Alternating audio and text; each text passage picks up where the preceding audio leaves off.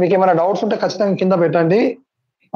ఖచ్చితంగా నోట్‌బుక్ గాని, మీ text book గాని ఖచ్చితంగా ముందల పెట్టుకోండి. ఓకే అన్న వాళ్ళందరూ ఒకసారి ఓకే పెట్టండి. ఖచ్చితంగా sir. So good evening all ఎందుకంటే ఆఫ్ యూ, బుక్ ఆల్ ఉండాలి. వ్యూయర్స్ అందరూ కూడా. మన చెప్పండి మీరు సార్. కుర్మయ్య సార్ తెలుసు అనుకుంటా. సో స్టేట్ ఫేమ్ ఫ్యాకల్టీ, 2 రాష్ట్రాల్లో కూడా విషయ నిపుణులు ప్లస్ సార్‌కి మనకు ఆద్య పబ్లికేషన్ బుక్ కూడా ఒకటి మార్కెట్‌లో రిలీజ్ అయ్యి ఉంటుంది గతంలో. సో చాలా వరకు 2018లో గానీ, తర్వాత గానీ, మొన్న రీసెంట్‌గా గానీ, సో సారు నేను ఇద్దరం కలిసి చేసినటువంటి వర్క్ నిమిత్తం ఆ బుక్ బయటకు వచ్చిండే. చాలా ఎక్కువ మొత్తంలో ఎక్స్‌క్లూజివ్‌గా వర్క్ చేసింది. బుక్ మీద చాలా ఎక్కువ మొత్తంలో అంటే ప్రాతినిధ్యం వహించుండే. చాలా ఎక్కువ క్వెషన్‌లు కూడా వచ్చాయన్నమాట. సో ఎనీవే ఏదేమైనా మీ సమయం వృధా కాకుండా ఈ తక్కువ టైంలోనే ఎక్కువ మొత్తంలో 8th class, 9th class, 10th class economy పైన మన మిత్ర బృందానికి కొంచెం ఎక్కువ ప్రాధాన్యత కల్పించడం కోసం ఈ యొక్క సెషన్ ఏర్పాటు చేసాం మిత్రమా. సో ఇది కన్సిడర్ చేసి ప్రయత్నం చేసి నోట్ మెయిన్ ఇంపార్టెంట్. నా సౌండ్ క్లియర్ లేదన్న. రైట్ మిత్రమా. ఏమన్నా మధ్యలో ఉంటే నేను కామెంట్ చేసుకుంటే సార్కి కోఆర్డినేట్ చేస్తూ ఉంటాను. సో వాయిస్ క్లారిటీ ఉంటుంది. వాయిస్ క్లారిటీ ఉందా సార్? ఎస్. కింద ఇచ్చిన మిత్రులందరూ కూడా వాయిస్ క్లియర్ ఉందా సార్? ఎస్. ఇంకొకసారి మన యొక్క వాట్సాప్ గ్రూప్ లో కానీ, మన కోర్స్ గ్రూప్ లో కానీ సార్ స్టార్ట్ అయింది, క్లాస్ స్టార్ట్ అయింది ఒక చిన్న మెసేజ్ పెట్టే ప్రయత్నం చేయండి మిత్రమా. Yes. Thank you sir, thank you so much. So welcome అన్న. రైట్. నమస్తే సార్, అందరికీ గుడ్ ఈవినింగ్. ఈరోజు మనం 8th లో ఫస్ట్ లెసన్ క్లియర్ గా డిస్కస్ చేద్దాం. ఒకసారి చూడండి వీలైతే. ఇందులో మనకు ఫస్ట్ చూసుకుంటే వస్తు మార్పిడి పద్ధతి అని ఉంటుందండి. వస్తు మార్పిడి పద్ధతి అంటే ఒక వ్యక్తి అంటే వస్తు మార్పిడి పద్ధతి అంటే ఏంటి డెఫినేషన్ ఫస్ట్ తెలవాలి. ఏంటి వస్తు మార్పిడి పద్ధతి అంటే ద్రవ్యము లేదా డబ్బుకు బదులుగా ఒక వస్తువుకు బదులు మరొక వస్తువుని ఇచ్చిపుచ్చుకునే విధానాన్ని వస్తు మార్పిడి పద్ధతి అంటారు. ఈ డెఫినేషన్ మీద క్వశ్చన్ రాదు, కానీ ఇందులో వస్తు మార్పిడిలో ఉన్న సమస్యలు ఏది, ద్రవ్యంతో సమస్యలు లేనివేమి అని ఒకసారి చూసుకోవాలి. మరి వస్తు మార్పిడిలో ప్రధానంగా మన టెక్స్ట్ బుక్ లో ఇచ్చిన సమస్యలు ఏంటంటే, ఒకటి చూసుకుంటే వస్తువులను విభజించలేము.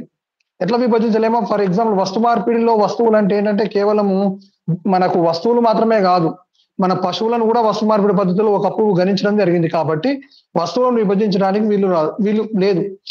ఫర్ ఎగ్జాంపుల్ బియ్యాన్ని కానీ ధాన్యాన్ని విభజించవచ్చు, కానీ మేకను కానీ గొర్రెను కానీ బర్రెను కానీ విభజించలేము. వస్తు మార్పిడిలో ఇది కూడా ఒక సమస్య. రెండవది, వస్తువులను సుదూర ప్రాంతానికి తీసుకువెళ్ళలేము. ఇదో సమస్యనే. ఎందుకంటే వస్తువులను కానీ బర్రెను కానీ గొర్రెను కానీ వస్తువులను కానీ సుదూర ప్రాంతం తీసుకెళ్లలేము. ఇది గుర్తుపెట్టుకోవాలి, రెండవ సమస్య. మూడవ సమస్య ఏంటంటే వస్తువులను భవిష్యత్ అవసరాల కోసం దాచుకోలేము. ఫర్ ఎగ్జాంపుల్ గొర్రెను కానీ బర్రెను కానీ భవిష్యత్ అవసరాల కోసం దాచుకుంటే చనిపోతుంది. కాబట్టి ఇంకొక విషయం ఏంటంటే, వస్తు మార్పిడి విషయంలో ప్రధానంగా వస్తు మార్పిడి జరగాలంటే వస్తువులు కలిగిన వ్యక్తుల మధ్య అంగీకారం ఉండాలి ఖచ్చితంగా. ఫర్ ఎగ్జాంపుల్ నేను ఇద్దరం ఉన్నాం అనుకోండి, నాకు గొర్రె అవసరం, నీకు బర్రె అవసరం ఉన్నప్పుడు మాత్రమే వస్తు మార్పిడి జరుగుతుంది, లేకపోతే వస్తు మార్పిడి జరగదు. వస్తు మార్పిడి జరగాలంటే వస్తువులు కలిగిన వ్యక్తుల మధ్య అంగీకారం ఉండాలి సార్. నెక్స్ట్ 5వ అంశం ఏంటంటే, వస్తువులకు సర్వాంగీకారం ఉండదు సార్. ఫర్ ఎగ్జాంపుల్ తెలంగాణలో మనకు తైదేలు లేదా రాగులు అంటామండి.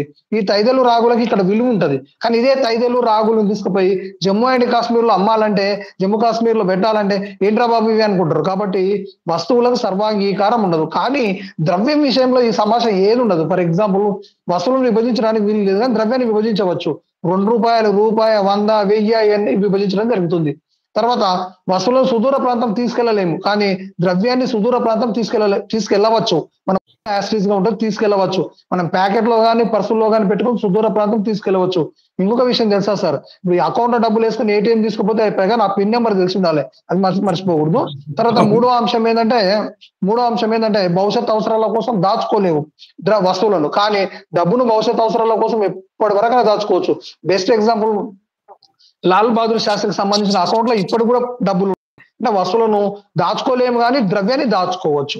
4వ అంశం ఏంటంటే, ద్రవ్యం విషయంలో వస్తువుల విషయంలో ఇద్దరి మధ్య అంగీకారం కుదరదు. ఇద్దరు అంగీకారం ఉంటేనే వస్తు మార్పిడి జరుగుతుంది.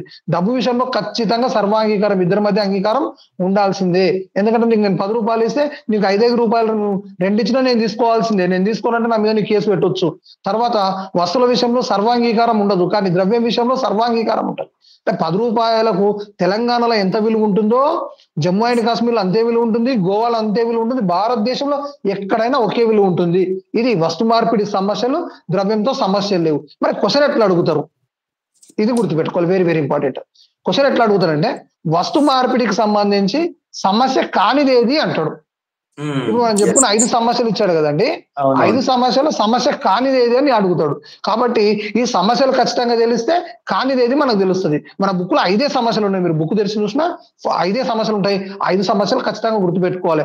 వస్తువులను విభజించడానికి వీలు లేదు, భవిష్యత్ అవసరాల కోసం దాచుకోలేము, సర్వాంగీకారం ఉండదు, వస్తు మార్పిడి జరగాలంటే మన ఏమంటారు ఇద్దరు వ్యక్తుల మధ్య అంగీకారం ఉండాలి. ఈ 5 సమస్యలు గుర్తుపెట్టుకుంటే వస్తు మార్పిడి సమస్యలు, ఈ సమస్యలు ద్రవ్యంతో సమస్యలు ఉండవు సార్. ఇది గుర్తుపెట్టుకోవాలి.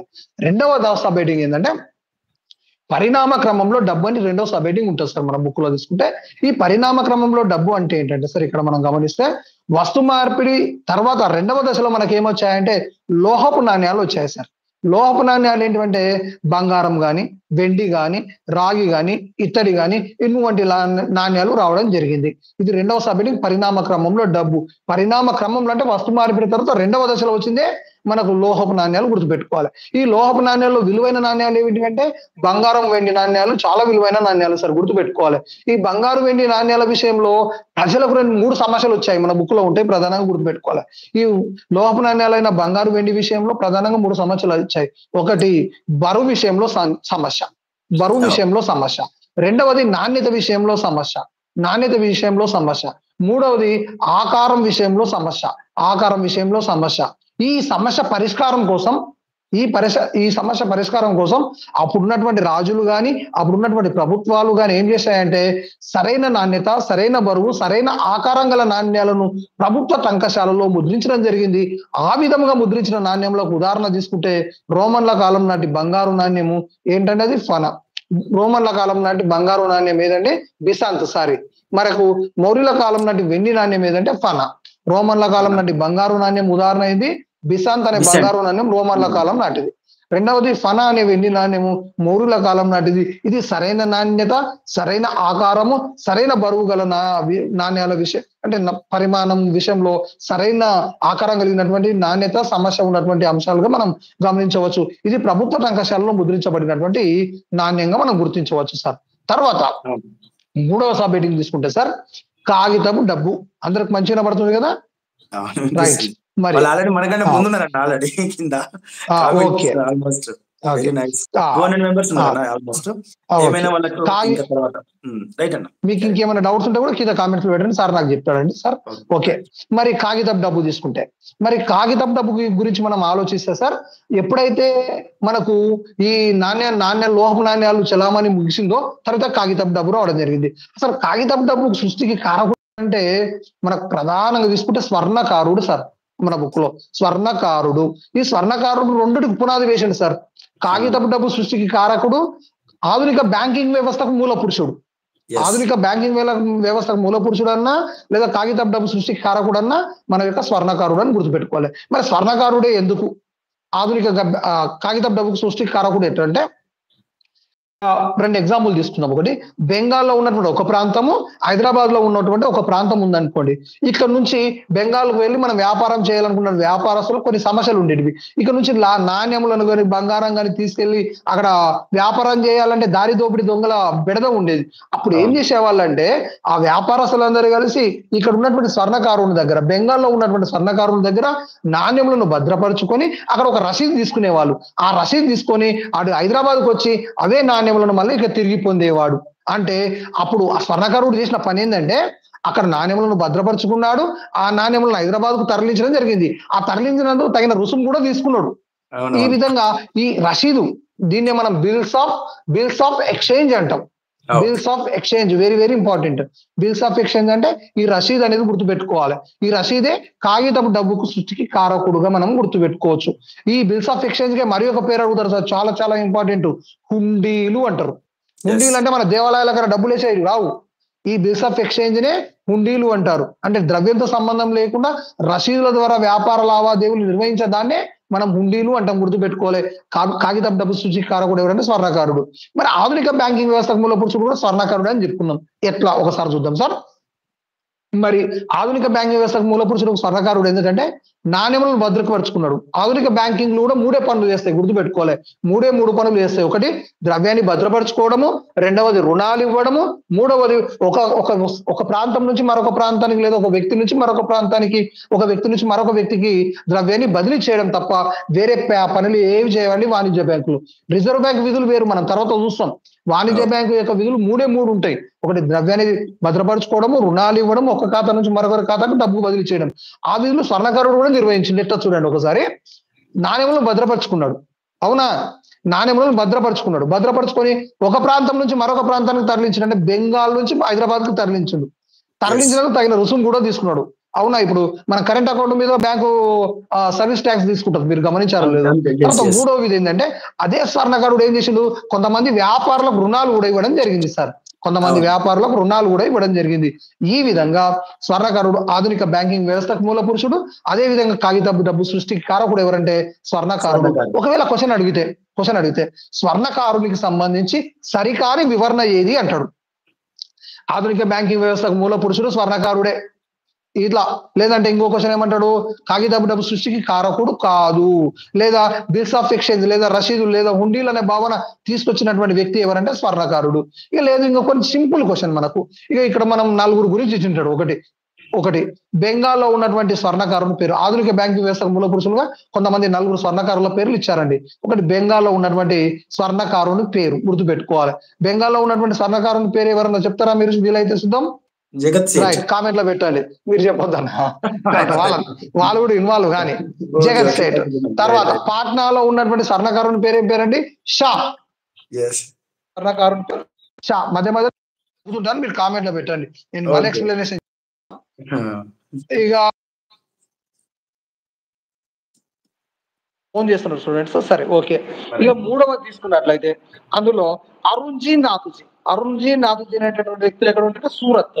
అదే విధంగా లాస్ట్ వన్ చెట్టియార్ అనేటువంటి వ్యక్తులు ఎక్కడ ఉంటారంటే మనకు ప్రధానంగా తీసుకుంటే మద్రాస్ లో ఉండడం అనేది జరుగుతుంది. మద్రాస్ సార్ మన దళిద్రం ఏంటంటే క్వశ్చన్ ఇచ్చేటప్పుడు వాడు చెన్నై ఇస్తాడు. చెన్నై వేరు, మద్రాస్ వేరు. అంటే స్వర్ణకారులు అనేటువంటి వ్యక్తులు ఉన్నప్పుడు ఆ పట్టణాన్ని మద్రాస్ అనే పేరుతో పిలిచారు. స్వర్ణకారులు ఉన్నప్పుడు ఆయన ఇంతకు క్వశ్చన్ ఇచ్చేది ఇస్తే అందరూ చెన్నై ఫస్ట్ ఆప్షన్ ఇచ్చి లాస్ట్ ఆప్షన్ మద్రాస్ ఇస్తే అందరు చెన్నై పెట్టేవాళ్ళు. చెన్నై అని పెట్టొద్దు. చెన్నై ప్రస్తుత నామం, ప్రస్తుత పేరు. దానికి పేరేం పేరంటే మనకు మద్రాస్ అని పేరు వస్తేనే ఖచ్చితంగా పెట్టాలి. మళ్ళీ ఇక్కడ బెంగాల్ విషయంలో కూడా మనం కన్ఫ్యూజ్ చేస్తాడు. బెంగాల్ అని ఎక్కడ ఫస్ట్ ఆప్షన్ ఏం చేస్తాడు వాడు, వెస్ట్ బెంగాల్ అని ఇస్తాడు. వెస్ట్ బెంగాల్ కాదు, బెంగాల్ వేరు, వెస్ట్ బెంగాల్ వేరు. మీకు చరిత్రలో చదివింటారు కాబట్టి గుర్తు పెట్టుకోవాలి. ఇది మూడవ సబ్ హెడ్డింగ్. ఇక నాలుగవ సబ్ హెడ్డింగ్ తీసుకుంటే బ్యాంకుల ఆవిర్భావం. ఇక్కడ బ్యాంకుల ఆవిర్భావం చూస్తే 1606 సంవత్సరంలో ఐరోపా ఖండంలోని అమస్టర్ డ్యామ్ 1606 సంవత్సరంలో ఐరోపా ఖండంలోని అమస్టర్ డ్యామ్ ప్రధాన వాణిజ్య కేంద్రంగా వెలసిల్లింది. ఇక్కడ 846 రకాల బంగారు వెండి నాణ్యాలు చలామణిలో ఉండేవి. ఈ నాణ్యాల విషయంలో కూడా అక్కడ ఉన్న వ్యాపారస్తులకు ప్రధానంగా 2 సమస్యలు ఉన్నాయి. ఒకటి ఆకారం విషయంలో, అదేవిధంగా పరిమాణం విషయంలో సమస్య. పరిమాణం విషయంలో సమస్య. ఈ 2 సమస్యల పరిష్కారం కోసం అక్కడ ఉన్నటువంటి వ్యాపారస్తులందరూ కలిసి నగర యాజమాన్యంతో కలిసి ఒక బ్యాంకును ఏర్పాటు చేయడం జరిగింది. ఆ బ్యాంక్ ఏం చేసిందంటే ఆ వ్యాపారస్తుల యొక్క ఖాతాను తెరిచి ఆ నాణ్యములను భద్రపరుచుకొని రసీదు ఇవ్వడం జరిగింది. ఈ విధంగా ఈ బ్యాంకు 2 శతాబ్దాల పాటు, మన కన్ఫ్యూజ్ చేయడానికి మళ్ళీ ఏం చేస్తాడు, 2 శతాబ్దాలను ఇవ్వకుండా 200 సంవత్సరాలను కూడా ఇస్తాడు. 200 సంవత్సరాలు అన్నా 2 శతాబ్దాలు అన్నా ఒకటే, లేదా 2 శతాబ్దాలు లేదా 200 సంవత్సరాల పాటు విజయవంతంగా పనిచేసింది. 1606 సంవత్సరంలో అమస్టర్ డ్యామ్ లో ఉన్నటువంటి వాణి బ్యాంకు ఇది. అమస్టర్ డ్యామ్ లో ఉన్నటువంటి బ్యాంకు ఇది 846 రకాల బంగారు వెండి. గుర్తుపెట్టుకోవాలి, 846. వాడు ఈ నెంబర్ విషయంలో కూడా మనకు కన్ఫ్యూజ్ చేసే అవకాశం ఉంటుంది, మీరు గమనించాలి. ఒకవేళ ఇది మీద క్వశ్చన్ అడిగితే బ్యాంకుల ఆవిర్భావానికి సంబంధించి సరికాని వివరణ ఏది అంటాడు. ఆప్షన్ 1 ఇది 1606 సంవత్సరంలో ఐరోపా ఖండంలో అమస్టర్ డ్యామ్ ప్రధాన వాణిజ్య కేంద్రంగా ఉండేది. ఇక్కడ ఐరోపా ఇవ్వకుండా వాడు ఏం చేస్తాడు తెలుసా, ఆఫ్రికా ఖండము, ఆసియా ఖండము, ఉత్తర అమెరికా ఖండం ఇస్తాడు. లేదా 1606 ఇవ్వకుండా 1607 ఇస్తాడు. లేదా 846 కాకుండా 838 ఆ సంఖ్యను ఆ 3 సంఖ్యలు కింద మీద వేసిస్తాడు, అది గమనించాలి. రెండవది ఏంటంటే ఇక్కడ ఎన్ని సమస్యలు ఇంతకుముందు మనం అక్కడ చూస్తుంటే 3 సమస్యలు ఉండేవి, కానీ ఇక్కడ 2 సమస్యలు చూడండి. ఆకారం విషయంలో సమస్య, పరిమాణం విషయంలో సమస్య, ఇది గుర్తుపెట్టుకోవాలి. మూడవ అంశం తీసుకుంటే ఇక్కడ ఈ బ్యాంక్ ఎన్ని సంవత్సరాలు పనిచేసింది అంటారు, లేదా ఎన్ని శతాబ్దాలు, సరికాని వివరణ ఈ విధంగా అడిగే అవకాశం ఉంటుంది, ఇది మనం గమనించాలి. తర్వాత నెక్స్ట్ సబ్హెడింగ్ చూసుకుంటే వాణిజ్య బ్యాంక్ అంటే ఏంటి? వాణిజ్య లావాదేవీలను నిర్వహించేది వాణిజ్య బ్యాంక్ సార్. వాణిజ్య లావాదేవీలను నిర్వహించేది వాణిజ్య బ్యాంక్. మరి వాణిజ్య బ్యాంక్ యొక్క విధులు ఎన్ని అంటాడు, డైరెక్ట్ క్వశ్చన్ అడుగుతాడు. వాణిజ్య బ్యాంక్ యొక్క విధులు ఎన్ని? మనకి ఇంతకుముందు వచ్చిన కొన్ని క్వశ్చన్స్ 20 క్వశ్చన్స్ ఉన్నాయి చూడండి, నేను చెప్పాను మార్నింగ్. డైరెక్ట్ క్వశ్చన్స్ వస్తే వాణిజ్య బ్యాంక్ విధులు ఎన్ని అంటాడు, 3 లేదా 4 లేదా 5 ఇట్లా ఇస్తాడు. వాణిజ్య బ్యాంక్ యొక్క విధులు ప్రధానంగా 3 గుర్తుపెట్టుకోవాలి సార్. ఒకటి మన యొక్క డబ్బును జమ చేసుకోవడం, డబ్బు జమ అంటాం సార్, జమ చేసుకోవడం. రెండవది వ్యక్తులకు రుణాలు ఇవ్వడం. మూడవది ఒకరి ఖాతా నుంచి మరొకరి ఖాతాకు డబ్బును బదిలీ చేయడం. ఈ 3 రకాలమైన విధులు మాత్రమే నిర్వహిస్తుంది సార్ వాణిజ్య బ్యాంకు. డబ్బు ముద్రణ అనేది రిజర్వ్ బ్యాంకు యొక్క విధి, డబ్బు పంపిణీ కూడా రిజర్వ్ బ్యాంకు యొక్క విధి. కాబట్టి కన్విన్స్ చేయడానికి ఈ కింది వాటిలో వాణిజ్య బ్యాంక్ విధి కానిదేది అని అడిగే అవకాశం ఉంటుంది, ఇది మీరు గమనించాలి ఒక అంశం. తర్వాత వాణిజ్య బ్యాంక్ యొక్క విధులు అయిన తర్వాత వాణిజ్య బ్యాంకులో ఉన్నటువంటి ఖాతాలు ఇస్తారు సార్, వెరీ ఇంపార్టెంట్, చాలా ఇంపార్టెంట్. మరి వాణిజ్య బ్యాంకులో ఉన్నటువంటి ప్రధానంగా ఖాతాలు చూసుకుంటే మనకు 5 రకాల ఖాతాలు ఉంటాయి సార్.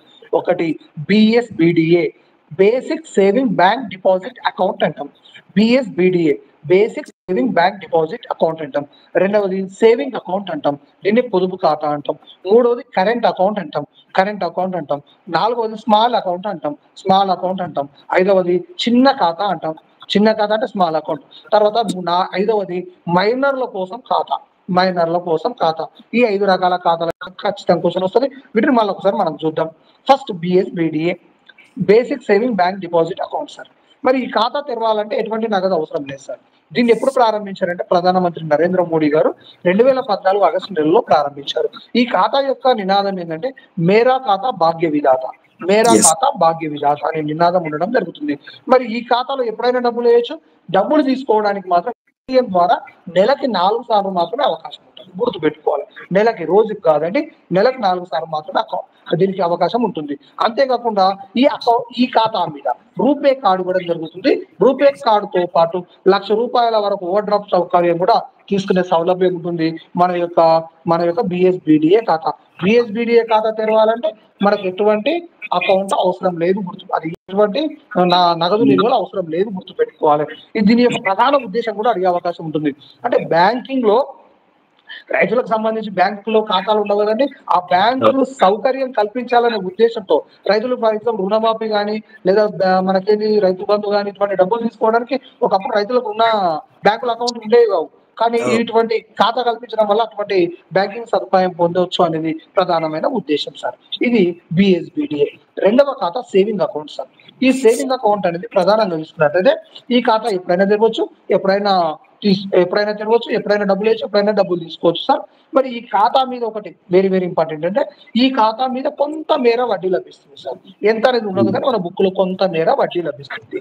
మరి ఇంకొక విషయం మీరు గమనించినట్లయితే మరి ఈ సేవింగ్ ఖాతా వెరీ ఇంపార్టెంట్. ఈ సేవింగ్ ఖాతా మీద ఏముంటుందంటే ఈ ఖాతాదారుడు ఎప్పుడు డబ్బులు కావాలి అంటే అప్పుడు డబ్బులు నీకు తిరిగి చెల్లించబడతాయి అని హామీ ఇచ్చే ఖాతా ఏది అంటాడు. ఖాతాదారుడు ఎప్పుడు డబ్బులు కావాలి అంటే అప్పుడు డబ్బులు నీకు తిరిగి చెల్లించబడతాయి అని హామీ లభించేటటువంటి ఖాతా ఏదంటే మన యొక్క పొదుపు ఖాతా సార్. ఎందుకంటే పొదుపు ఖాతాలో ఎక్కువ మొత్తంలో డబ్బులు నగదు రూపంలో తీసుకునే అవకాశం ఉంటుంది కాబట్టి ఎప్పుడు డబ్బులు కావాలంటే అప్పుడు డబ్బులు తీసుకునే సౌలభ్యం ఉండే ఖాతా ఏదంటే మన యొక్క పొదుపు ఖాతా. ఈ మనందరికీ ఉండే ఖాతా పొదుపు ఖాతానే సార్. నెక్స్ట్ మూడవ తీసుకున్నట్లయితే కొన్ని అంశాలు అంటే టైం లేదు కాబట్టి స్పీడ్ చెప్తున్నా, నేను తెలిసిన అంశాలు మిస్ అయినా మీరు ఏం పట్టించుకోకండి. మెయిన్ అంశాలు అయితే ఖచ్చితంగా ఫోకస్ చేస్తాను. ఎందుకంటే మనకి 8 మొత్తం చెప్పాలంటే 3 గంటలు అవుతుంది వాస్తవంగా, 3 గంటలు చెప్పాలనుకుంటున్నాం. రైట్. నెక్స్ట్ ఇస్తున్నట్లయితే కరెంట్ అకౌంట్.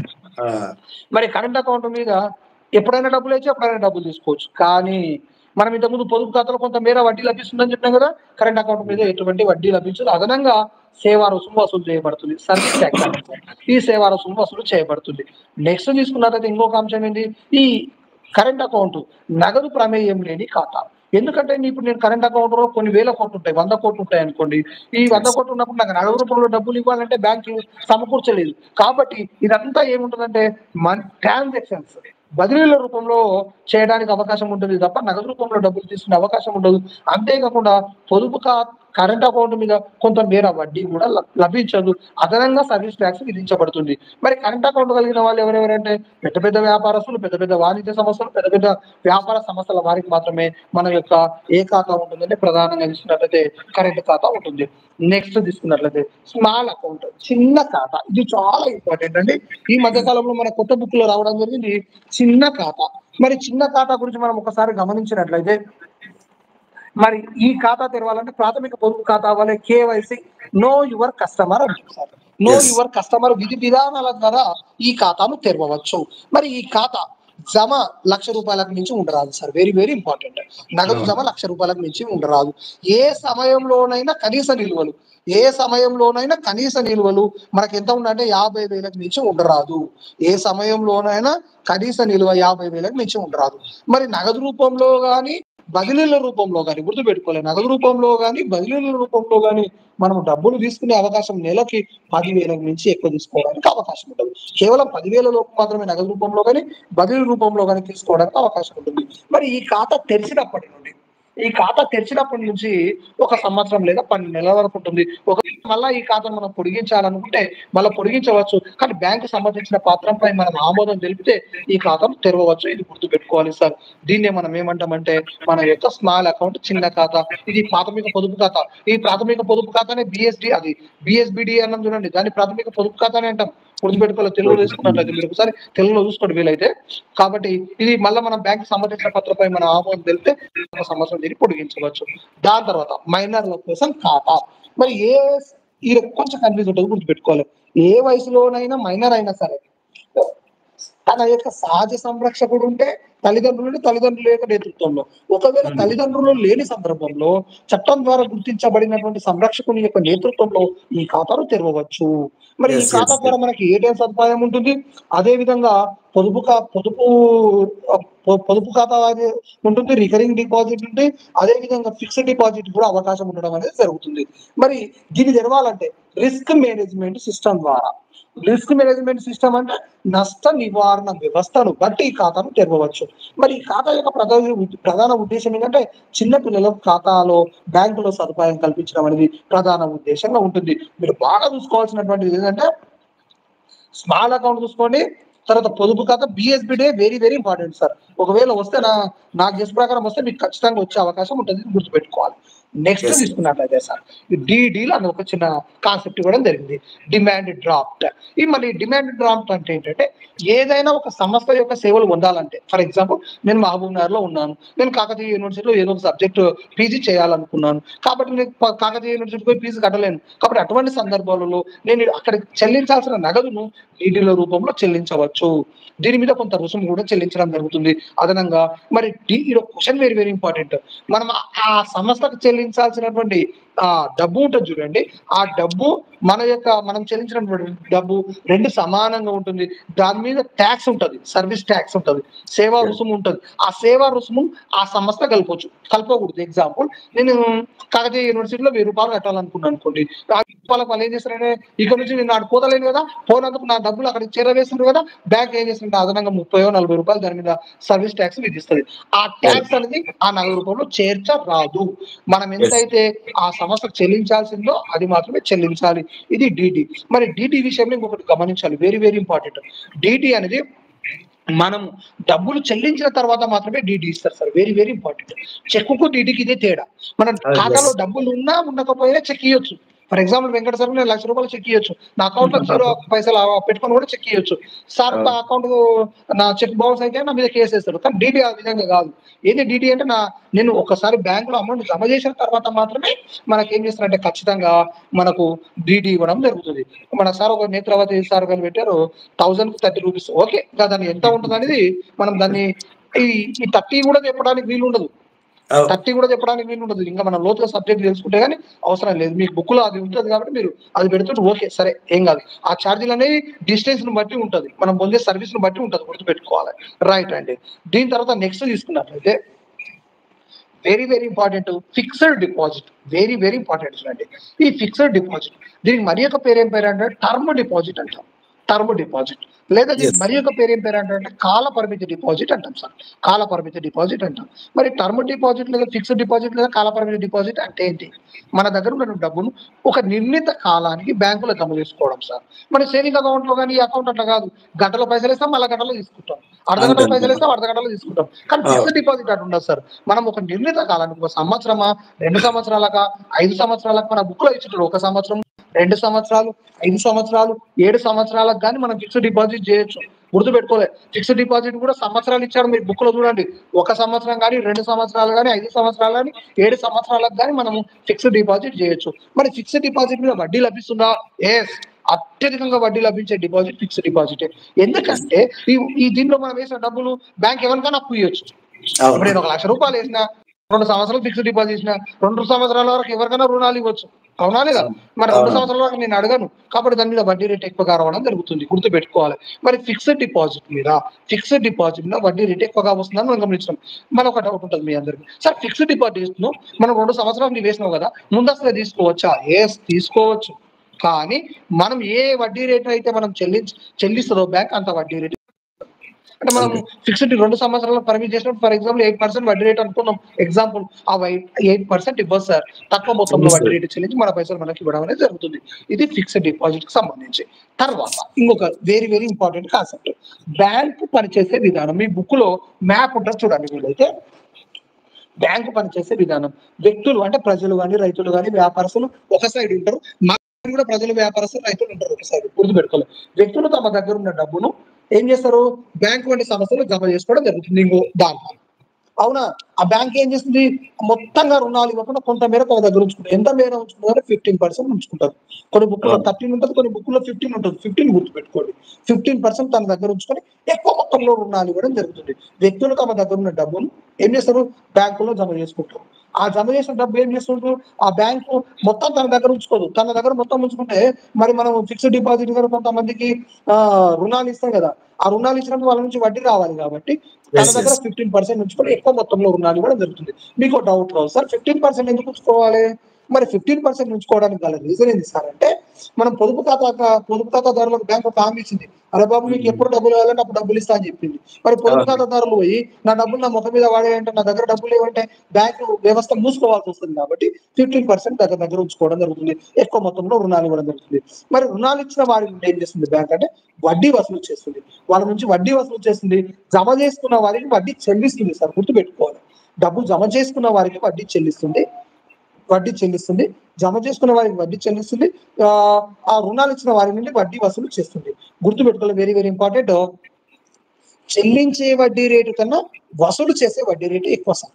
చెల్లించే వడ్డీ రేటు కన్నా వసూలు చేసే వడ్డీ రేటు ఎక్కువ. ఎగ్జాంపుల్ మనం ఒక ఎగ్జాంపుల్ చూసుకుంటే, మరి నేను 1 లక్ష రూపాయలు జమ చేశాను, నాకు 2% వడ్డీ ఇచ్చింది అనుకోండి. అదే 1 లక్ష రూపాయలు వెంకట సార్ రుణం ఇచ్చింది. వెంకట సార్ నుంచి ఏం చేస్తారంటే 5 రూపాయలు లేదా 5% వడ్డీ వసూలు చేయడం జరుగుతుంది. అంటే చెల్లించే వడ్డీ రేటుకు వసూలు చేసే వడ్డీ రేటు వ్యత్యాసం ఎంత? 3% ఉంటుందండి. నాకేమో 2 రూపాయలు చెల్లించి సార్ నుంచి 5 రూపాయలు తీసుకోండి. కాబట్టి ఆ 3% నుంచే ఇంత బ్యాంక్ పనిచేస్తుంది చూడండి. బ్యాంకింగ్ ఎక్కడికి ఆదాయం ఎక్కడి నుంచి రాదు. చెల్లించే వడ్డీ రేటు నుంచి వసూలు చేసే వడ్డీ రేటు, చెల్లించే వడ్డీ రేట్ల మధ్య వ్యత్యాసమే బ్యాంక్ యొక్క ఆదాయం. గుర్తుపెట్టుకోవాలి. ఆదాయంతో చాలా బ్యాంక్ వ్యవస్థ పనిచేస్తుంది. ఇది గుర్తుపెట్టుకోవాలి. ఇది మీకు పటంలో ఉంటది, ఒకసారి చూడండి. మనం ప్రజలు డబ్బులు జమ చేయడము, అదే బ్యాంకు రుణాలు ఇవ్వడం, వారి నుంచి వడ్డీ వసూలు చేయడం, ఇక్కడ వడ్డీ చెల్లించడం. ఇది గుర్తుపెట్టుకోవాలి సార్. ఓకేనా? టెట్ లో వచ్చిందనేది ఇది ఇటీవల కాలంలో టెట్ లో వచ్చిందన్న మన రీసెంట్ 2024 మన డిఎస్సి టెట్ టెట్ అన్న ఇటీవల కాలంలో సేమ్ ప్రస్తావన. వాయిస్ వినిపిస్తుందన్నా? వినిపిస్తుందన్నా ఇప్పుడు? సౌండ్ వినబడట్లేదు. కంటిన్యూ చేద్దాం. ఓకే, క్యారియన్. ఓకే అన్న, రైట్. నెక్స్ట్ తీసుకున్నట్లయితే సార్, ఇక్కడ మనకు ఇంటర్నెట్ బ్యాంకింగ్ ఉంటుంది సార్. ఇంకొక అంశం ఇంటర్నెట్ బ్యాంకింగ్ అంటే, సౌండ్ వినబడుతుందా అందరికి? ఓకేనా? కూడా ఛార్జింగ్ అయిపోయిందా? ఓకేనా? ఓకే అంటే ఒకసారి ఓకే అని పెట్టండి సార్. క్లియర్ వాయిస్ క్లియర్ ఉంటే కంటిన్యూ చేద్దాం. హెడ్ ఫోన్స్ లేకుండా సరే మనం. రైట్, ఓకేనా? Right sir. ఇక నెక్స్ట్ ఇంటర్నెట్ బ్యాంకింగ్ ఉంటుంది. మనం ఒకప్పుడు ఎక్కడైతే డబ్బులు జమ చేసే వాళ్ళమో ఆడబోయే డబ్బులు తీసుకోవాల్సిన అవకాశం ఉండేది. ఇప్పుడు ఫర్ ఎగ్జాంపుల్ నా అకౌంట్ మా అభిమానులు ఉండే డబ్బులు తీసుకునేది. కానీ ఎప్పుడైతే ఇంటర్నెట్ కంప్యూటర్ అంతర్జాల ఇంటర్నెట్ బ్యాంకింగ్ అనుసంధానం చేయబడిందో మనం ఇప్పుడు ఎక్కడైనా డబ్బులు వేయచ్చు, ఎక్కడి నుంచైనా డబ్బులు తీసుకునే సౌలభ్యం కలగడం జరిగింది సార్. ఇప్పుడు ఒక మాట మనం గమనిస్తే సార్, మరి ఇక్కడ మనం ఒక మాట గమనిస్తే ఇందులో 4 అంశాలు ఉంటాయి, వెరీ వెరీ ఇంపార్టెంట్ సార్. ఒకటి ఏటీఎం. ఏటీఎం అంటే అబ్రివేషన్ ఖచ్చితంగా గుర్తుపెట్టుకోవాలి. ఆటోమేటిక్ కాదు, చాలా చాలా ఇంపార్టెంట్. చాలా మంది ఏమంటారు ఆటోమేటిక్ అంటారు. Automated teller machine. Automated TED. Automated teller machine గుర్తుపెట్టుకోవాలి. ఆటోమేటిక్ ఎనీ టైం అని కాదు, కొంత మనం కన్ఫ్యూజ్ చేయడానికి ఆటోమేటిక్ అని ఇస్తాడు. TIC కాదు sir, TED. Automated teller machine గుర్తుపెట్టుకోవాలి. ఇది ఏటీఎం ద్వారా డబ్బులు వేయచ్చు, డబ్బులు తీసుకోవచ్చు సార్. మనము రోజుకు 4 సార్లు అది కామన్ తెలుసు. దాని తర్వాత రెండవది ఏటీఎం తర్వాత మనకు నెక్స్ట్ ఏమి ఇచ్చిందంటే very very important, debit card ఇచ్చింది సార్. డెబిట్ కార్డ్ అనే ఒక కాన్సెప్ట్ ఇచ్చింది. అందులోనే డెబిట్ కార్డ్ అంటే మన ఖాతాలో డబ్బులు ఉన్నప్పుడు మాత్రమే లావాదేవీలు నిర్వహించవచ్చు sir. Debit card institute ATMA వాస్తవంగా చెప్పుకున్నట్లయితే, కానీ మన ఖాతాలో డబ్బులు ఉన్నప్పుడు మాత్రమే లావాదేవీలు నిర్వహించడానికి అవకాశం ఉంటుంది. దాన్ని మనం డెబిట్ కార్డ్ అంటాం సార్. తర్వాత క్రెడిట్ కార్డు తీసుకోవాలి. క్రెడిట్ కార్డు అని ఇంకోటి ఇవ్వడం జరుగుతుంది. ఈ క్రెడిట్ కార్డ్ అంటే ఏంటంటే ఇది అందరికి ఇవ్వరు సార్. నెలవారీగా ఖచ్చితమైన జీతాలు వచ్చే వారికి మాత్రమే ఇస్తారు. అంటే నెలవారీగా ఖచ్చితమైన జీతం వచ్చే గవర్నమెంట్ ఎంప్లాయీస్ కానీ ప్రైవేట్ ఎంప్లాయీస్ కానీ క్రెడిట్ కార్డు ఇస్తారు. మరి క్రెడిట్ కార్డులో మన ఖాతాలో డబ్బులు ఉన్నా లేకపోయినా లావాదేవీలు నిర్వహించవచ్చు సార్. దీని ద్వారా మన బ్యాంక్ ఏం చేస్తుందంటే రుణం ఇచ్చి మన అకౌంట్ లో మళ్ళీ పైసలు పడడానికి గీసుకోవడం అనేది జరుగుతుంది. మీరు కామెంట్ చేయొచ్చు క్రెడిట్ కార్డ్. దాని తర్వాత ఇంటర్నెట్ బ్యాంకింగ్ గురించి ఇవ్వడం జరిగింది సార్. మరి మొబైల్ బ్యాంకింగ్ ఇంటర్నెట్ బ్యాంకింగ్ లో ఏటీఎం అయిపోయింది, డెబిట్ కార్డ్ అయిపోయింది, క్రెడిట్ కార్డ్ అయిపోయింది, ఇప్పుడు మొబైల్ బ్యాంకింగ్. ఇక మొబైల్ బ్యాంకింగ్ మీకు తెలిసినదో నాకేం తెలియదు. మొబైల్ బ్యాంకింగ్ వల్ల సమయం ఆదా అవుతుందా వృధా అవుతుందంటే సమయం ఆదా అవుతుంది. మన ప్రపంచంలో అన్ని బ్యాంకింగ్ వ్యవస్థలు ఈరోజు మనం చూస్తున్నాం, గుర్తుపెట్టుకోవాలి. దీని తర్వాత నెక్స్ట్ మనం ఈ లెసన్ లో ఇంకొక కాన్సెప్ట్ ఉంది సార్. దాన్ని చూసుకుంటే రిజర్వ్ బ్యాంక్. ఇది రిజర్వ్ బ్యాంక్ గురించి కూడా ఉంది sir. RBI, reserve Bank of India. మరి రిజర్వ్ బ్యాంక్ ఆఫ్ ఇండియా ఎప్పుడు ఏర్పడింది? 1935 ఏప్రిల్ 1 సార్. ఇక్కడ గుర్తుపెట్టుకోవాలి, ఏర్పాటు ఏప్రిల్ 1. ఏర్పాటు ఏప్రిల్ 1 అని గుర్తుపెట్టుకోవాలి. జాతీయం ఎప్పుడు చేయబడింది? 1949 జనవరి 1. జాతీయం జనవరి 1. జనవరి. ఏర్పాటు ఏప్రిల్ గుర్తుపెట్టుకోవాలి. అది ఏప్రిల్ 1, ఇది జనవరి. అంటే 1935 ఏప్రిల్ 1 ఏమో అది, 1949 జనవరి 1 జాతీయం చేయబడింది. మరి రిజర్వ్ బ్యాంక్ గురించి ఎందుకు ఇచ్చిందంటే ఈ రిజర్వ్ బ్యాంక్ ఏం చేస్తుంది సార్ అంటే కరెన్సీ నోట్లను ముద్రించడం జరుగుతుంది. గుర్తుపెట్టుకోవాలి, నాణ్యములను ముద్రించేది కేంద్ర ఆర్థిక మంత్రిత్వ శాఖ. నాణ్యాలను మాత్రం ముద్రించేది కేంద్ర ఆర్థిక మంత్రిత్వ శాఖ. కరెన్సీ నోట్లను ముద్రించేది రిజర్వ్ బ్యాంక్ ఆఫ్ ఇండియా. గుర్తుపెట్టుకోవాలి. మరి రిజర్వ్ బ్యాంక్ ఆఫ్ ఇండియా ఎన్ని నోట్లను ముద్రిస్తుంది? ₹2 నుంచి 2000 నోటు వరకు ముద్రిస్తుంది. గుర్తుపెట్టుకోవాలి, ₹2 నుంచి 2000 నోటు వరకు గుర్తుంచుకోవాలి. సార్ మాకు కనబడతలేదు సార్, ఈ మధ్యలో ₹2 నోటు అడగకూడదు. ₹2 నోటు ముద్రించకపోవడానికి రీజన్ ఉంది. ఏంటంటే దాని యొక్క బహిర్గత విలువ అంతర్గత విలువ కన్నా బహిర్గత విలువ ఎక్కువగా ఉండాలి. ఫర్ ఎగ్జాంపుల్ ₹10 నోటు తీసుకుంటే దాని బహిర్గత విలువ 10, దాన్ని ముద్రించడానికి ₹2 ఖర్చు అయింది అనుకోండి. అవునా? అదే ₹1000 నోటు తీసుకున్నాం అనుకోండి, ఎగ్జాంపుల్ ₹1000 లేదని మీకు అర్థం కావడానికి చెప్తున్నా. 500 నోటు తీసుకున్నాం అనుకోండి, దాని బహిర్గత విలువ 500, దాన్ని ముద్రించడానికి అయ్యేది కూడా మళ్ళీ ₹2. కాగితపు ప్రింటింగ్ ప్రైస్ అంతా తీసుకుంటే ₹2, ₹2.5 అవుతుంది. కాబట్టి ₹2 నోటు ఎందుకు ముద్రిస్తలేరు అంటే దాని అంతర్గత విలువ కన్నా బహిర్గత విలువ కన్నా అంతర్గత విలువ ఎక్కువ అవుతుంది. ₹2 నోటు ముద్రిస్తే ₹2 కన్నా ఎక్కువ ఖర్చు అయితే ₹2 నోటు ముద్రిస్తే రిజర్వ్ బ్యాంక్ ఆఫ్ ఇండియా నష్టపోతుంది. కాబట్టి ఇది గుర్తుపెట్టుకోవాలి. ఈ మధ్య కాలంలో రిజర్వ్ బ్యాంక్ ఆఫ్ ఇండియా ఏం చేసింది? కాగితపు కరెన్సీ అంటే కాగితపు నోట్లకు బదులు కొన్ని దేశాలు, అభివృద్ధి చెందిన దేశాల్లో ప్లాస్టిక్ నోట్లను కానీ, మన బుక్లో ఇచ్చిన ప్లాస్టిక్ నోట్లను కానీ, పాలిమార్ నోట్లను కానీ ఇవ్వడం జరిగింది. ఇప్పుడు ఇంకోటి గమనించాలి మీరు సార్, గతంలో ఉన్నటువంటి నోట్స్ కన్నా ఇప్పుడున్నటువంటి నోట్లు చాలా నాణ్యమైన గుర్తుపెట్టుకోవాలి. అంటే మనం గతంలో ఉన్న నోటు నీళ్ళలో వేసాం మొత్తం తిరిగిపోయేది. కానీ ఈ నాణ్యాన్ని ఇప్పుడున్నటువంటి నోటును నీళ్ళలో వేయచ్చు, సబ్బు పెట్టి కడగవచ్చు, ఉతుకోవచ్చు, అన్ని చేయొచ్చు. లేదు మళ్ళీ పెంచి మీద వేస్తే మళ్ళీ గట్టిగా అవుతుంది. గమనించి చూడండి. కానీ గమనించి ₹10 చూడండి, 500 నోటు పోతుంది. కానీ ఖచ్చితంగా ఆ నోటు కన్నా ఈ నోటు భద్రత మంచిగా ఉంటుంది, గమనించాలి. ఇది మనకి ఈ లెసన్ లో ఉన్నటువంటి అంశాలు. కానీ లెసన్ వెనకాల మళ్ళీ ఒక కాన్సెప్ట్ ఇచ్చాడు, ఎప్పుడు గదే అడుగుతాడు చూడండి. ఇక ఇంత చెప్పింది ఒక ఎత్తు అయితే, ఈ లెసన్ లో ఇప్పుడు చెప్పే వరకు ఒక ఎత్తు అయితే అదొకటి ఒక ఎత్తు. అందులో మనకు మెయిన్ ఇంపార్టెంట్ అంశాలు ఉంటాయి. ఒక్కసారి చూద్దాం సార్. ఒకటి NEFT ఉంటుంది sir, NIFT, national electronic funds transfer. గుర్తుపెట్టుకోవాలి, అబ్రివేషన్ కూడా అడిగే అవకాశం ఉంటుంది. నాలెడ్జ్ బేస్ అడిగితే national electronic funds, FUNDS, funds transfer. మరి దీని గురించి మనం వివరంగా రేపు క్లాస్లో ఇట్లా ఒక 14 నుంచి 32 అంశాలు ఉంటాయి. ఈ 32 అంశాల గురించి రేపు ఇది అబ్రివేషన్ ఇప్పుడు చెప్తా 2 నిమిషాలు, రేపు దీని గురించి డీటెయిల్ గా చెప్తా. ఈ అబ్రివేషన్ కాకుండా ఆ కాన్సెప్ట్ మీద 4 క్వశ్చన్లు వస్తే రేపు చూద్దాం మనం ఒకసారి. రెండవది RTGS. నేను చెప్పిన కదా మొన్న 18 తారీఖు ఇదే క్వశ్చన్ వచ్చింది. RTGS అంటే real time gross settlement sir, real time gross settlement. దాని తర్వాత IMPS ఉంటుంది sir, IMPS immediate payment service sir, immediate payment service sir. దాని తర్వాత UPI ఉంటుంది sir, UPI unified payment interface sir, unified payment interface. దాని తర్వాత VPA ఉంటుంది sir, VPA ఉంటుంది sir, virtual payment address, virtual payment address. దాని తర్వాత BHIM ఉంటుంది sir, BHIM Bharat interface for money, Bharat interface for money. దాని తర్వాత USSD ఉంటుంది sir, USSD unstructured supplementary service data, unstructured supplementary service data.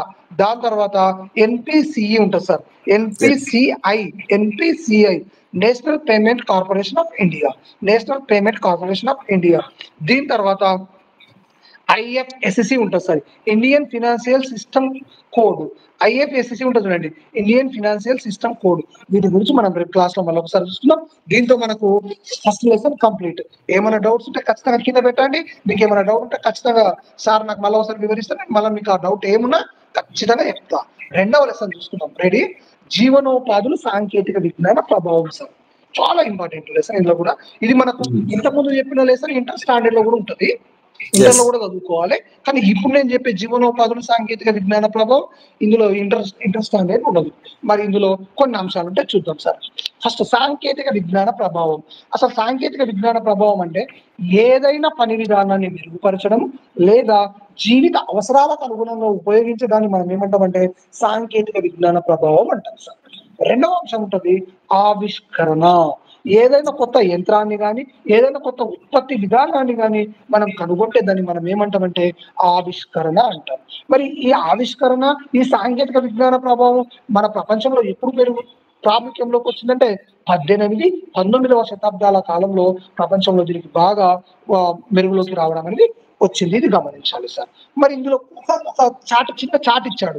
Actual గా chat లాగా ఇవ్వలేడు, మీకు గజిరి బిజిరి ఇచ్చాడు, నేను చాట్ లాగా తీసుకున్నాను. నూతన యంత్రాలు, ఎక్స్రే యంత్రాలు, మరమగ్గాలు ఉదాహరణ తీసుకోవాలి. నూతన యంత్రాలకు ఉదాహరణ ఎక్స్రే యంత్రాలు, మరమగ్గాలు. ముడి సరుకులలో మార్పు, ఉత్పత్తి ప్రక్రియలో రబ్బర్కు బదులుగా ప్లాస్టిక్ వాడకం, రబ్బర్కు బదులుగా ప్లాస్టిక్ వాడకము, ముడి సరుకులలో మార్పు. దాని తర్వాత ఉత్పత్తి ప్రక్రియలో మార్పు, కార్ల ఉత్పత్తిలో అసెంబ్లీ లైన్ విధానాన్ని అవలంబించడం, ఇది గమనించాలి సార్. దాని తర్వాత మనకు మీ అభ్యసనాన్ని మెరుగుపరచుకోండి లెసన్ వెనకాల ఉంటుంది. అది ఒక క్వశ్చన్ ఇచ్చాడు, ఆ క్వశ్చన్ వివరణ మనం ఇప్పుడు చూస్తున్నాం సార్. తయారీకి సంబంధించి ఉక్కు, ఇనుము, రబ్బరు, ఎలక్ట్రికల్ పరిశ్రమలు. దాన్ని ఎవరెవరికి ఉపయోగపడుతుంది అంటే డ్రైవర్లకు, మెకానికులకు, పెట్రోల్ బంకులకు ఉపయోగపడుతుంది. ఇందులో ఆవిష్కరణలు, ఆవిష్కర్తల గురించి ఇచ్చాడు సార్. ఆవిష్కరణలు, ఆవిష్కర్తలు. Spinning Jenny, James Hargreaves, spinning Jenny, James Hargreaves. Steam engine, James Watt. ఉక్కు తయారీ, Henry Bessemer. Telegraph, Samuel FB Morse. Telephone, Alexander Graham Bell. విద్యుత్ బల్బు, థామస్ అల్వా ఎడిసన్. మీరు అనుకుంటారు సార్ ఇది బుక్ లో లేదేం సార్ అనకూడదు. ఇది మనం మీ అభ్యాసాన్ని మెరుగుపరచుకోవడంలో వివరణగా మనం ఒక టీచర్ గా మనం చెప్పాలి, కాబట్టి అది మీకు ఖచ్చితంగా అడుగుతుంది. తర్వాత ఇంకొక సబ్ హెడ్డింగ్ ఇచ్చాడు సార్ ఇక్కడ, అసెంబ్లీ లైన్ విధానం. అసెంబ్లీ లైన్ విధానం అంటే మన అసెంబ్లీ ముందు నిలవడం కాదు. అసెంబ్లీ లైన్ విధానం అంటే ఏంటంటే ఉత్పత్తి ప్రక్రియలో పెను మార్పులు సృష్టించింది అసెంబ్లీ లైన్ విధానం. మరి ఈ అసెంబ్లీ లైన్ విధానాన్ని అవలంబించిన దేశం ఏదంటే అమెరికా దేశానికి సంబంధించినటువంటి హెన్రీ ఫోర్డ్ కార్ ఉంటుంది చూడండి, హెన్రీ ఫోర్డ్ కార్ల కంపెనీ ప్రపంచంలో మొదటిసారిగా అసెంబ్లీ లైన్ విధానాన్ని అవలంబించడం జరిగింది. అసెంబ్లీ లైన్ విధానం అంటే ఏంటి సార్? ఉత్పత్తి ప్రక్రియ మొత్తాన్ని ఒకే దగ్గర చేపట్టాడు. ఫర్ ఎగ్జాంపుల్ మనం కార్ తయారు సంబంధించిన విడివిడి భాగాలు ఒక్కొక్క దగ్గర తయారయ్యాయి. ఫర్ ఎగ్జాంపుల్ కారు బాడీ ఒకతోనా, అవునా, టైర్లు ఒకతోనా, స్టీరింగ్ ఒకతోనా, అట్లా తయారైంది. కానీ అసెంబ్లీ లైన్ విధానం ద్వారా ఏంటంటే కారు తయారీకి సంబంధించిన విడివిడి భాగాలని ఒకే దగ్గర ఉత్పత్తి చేయడం వల్ల ఏమైతుంది, ఉత్పత్తి ప్రక్రియలో గణనీయమైన మార్పు రావడం జరుగుతుంది. మీరు గమనించారో లేదో. కానీ ఈ అసెంబ్లీ లైన్ విధానం లేదా సాంకేతిక విజ్ఞాన ప్రభావం వల్ల మనకు ప్రధానంగా 19వ శతాబ్దంలో, ఏ శతాబ్దంలో 19వ శతాబ్దంలో ఇంగ్లాండ్ దేశంలోని చేతి వృత్తి కళాకారులు బాగా నష్టపోవడం జరిగింది. ఎందుకంటే సాంకేతిక విజ్ఞాన ప్రభావంలో ఆధునికమైన యంత్రాలు, యంత్ర పరికరాలు వస్తాయి కాబట్టి చేతి వృత్తుల వాళ్ళు నష్టపోతారు కాబట్టి 19th సెంచరీ, ఆ సెంచరీ కూడా గుర్తుపెట్టుకోలేదు. 19వ శతాబ్దంలో ఇంగ్లాండ్ దేశంలోని చేతి వృత్తి కళాకారులు దీన్ని బాగా పూర్తిగా వ్యతిరేకించడం జరిగింది. తర్వాత వెరీ ఇంపార్టెంట్ సబ్ హెడ్డింగ్, వ్యవసాయంలో సాంకేతిక విజ్ఞాన ప్రభావం. ఇలా మనకు 3 సబ్ హెడ్డింగ్ ఉంటాయి సార్. వ్యవసాయంలో ప్రభావం, సాంకేతిక విజ్ఞాన ప్రభావం, సేవా రంగంలో సాంకేతిక విజ్ఞాన ప్రభావం ఇవ్వడం జరిగింది. అందులో వ్యవసాయంలో సాంకేతిక విజ్ఞాన ప్రభావం దీన్ని తీసుకుంటే స్వతంత్రానికి పూర్వం భారతదేశంలో పురాతనమైన పరికరాలు, ఎడ్లు, పురాతనమైన యంత్రాలు, యంత్ర పరికరాల ద్వారా వ్యవసాయం చేసేవాళ్ళం. గోరు బావులు ఉండేవి కావు, సాధారణ బావులు ఉండేవి, చెరువులు ఉండేవి. కానీ ఈ వ్యవసాయ రంగంలో సాంకేతిక విజ్ఞాన ప్రభావం తోడు కావడం వల్ల ఏమైంది సార్, ఈ రోజు మనకంటే ప్రధానంగా సాధారణ బావుల స్థానంలో బోరు బావులు రావడం జరిగింది. అదే విధంగా ఆ నదుల పైన ఆనకట్టలు నిర్మించి ఒక పంటకు బదులుగా 2 పంటలు పండించడం జరిగింది. అప్పుడు పురాతన కాలంలో విత్తనాలను దాచిపెట్టుకొని అదే విత్తనాలను మనం మళ్ళా విత్తనాలుగా వాడేవాళ్ళం. పండిన ధాన్యాన్ని దాచిపెట్టుకొని విత్తనాలుగా వాడేవాళ్ళం. ఇప్పుడు నూతనమైన అధునాతనమైన వంగడాలను ఉపయోగించడం జరుగుతుంది. యంత్రాలు, యంత్ర పరికరాలు ఉపయోగిస్తుంది కాబట్టి ఇది గమనించాలి. ఇందులో మళ్ళీ 3 సబ్ హెడ్డింగ్, 4 సబ్ హెడ్డింగ్ ఉంటాయి, గమనించాలి. Very important. ఒకటి ఉత్పత్తిలో పెరుగుదల. ఏ సబ్ హెడ్డింగ్ మీరు బుక్ చూస్తే కనబడుతుంది. బుక్ ఖచ్చితంగా చూడండి. మీరు బుక్ లో ఉన్న ప్రతి చార్ట్ చెప్తుంటా కాబట్టి ఉత్పత్తిలో పెరుగుదల. ఈ ఉత్పత్తిలో పెరుగుదలకు మనకు ఒక బార్ గ్రాఫ్ ఇవ్వడం జరిగింది. ఆ బార్ గ్రాఫ్ లో మనకు ఏమి ఇచ్చాడు, 3 సంవత్సరాలు ఇచ్చాడు. 1961 to 75, 1976 నుంచి 1990, 1990 నుంచి 2009 ఇవ్వడం జరిగింది. అందులో 1961 నుంచి 75 మధ్య మనకు ఉత్పత్తి మిలియన్ టన్నులు 101 మిలియన్ టన్నులు 101 మిలియన్ టన్నులు. 1976 నుంచి 1990లో 157 మిలియన్ టన్నులు.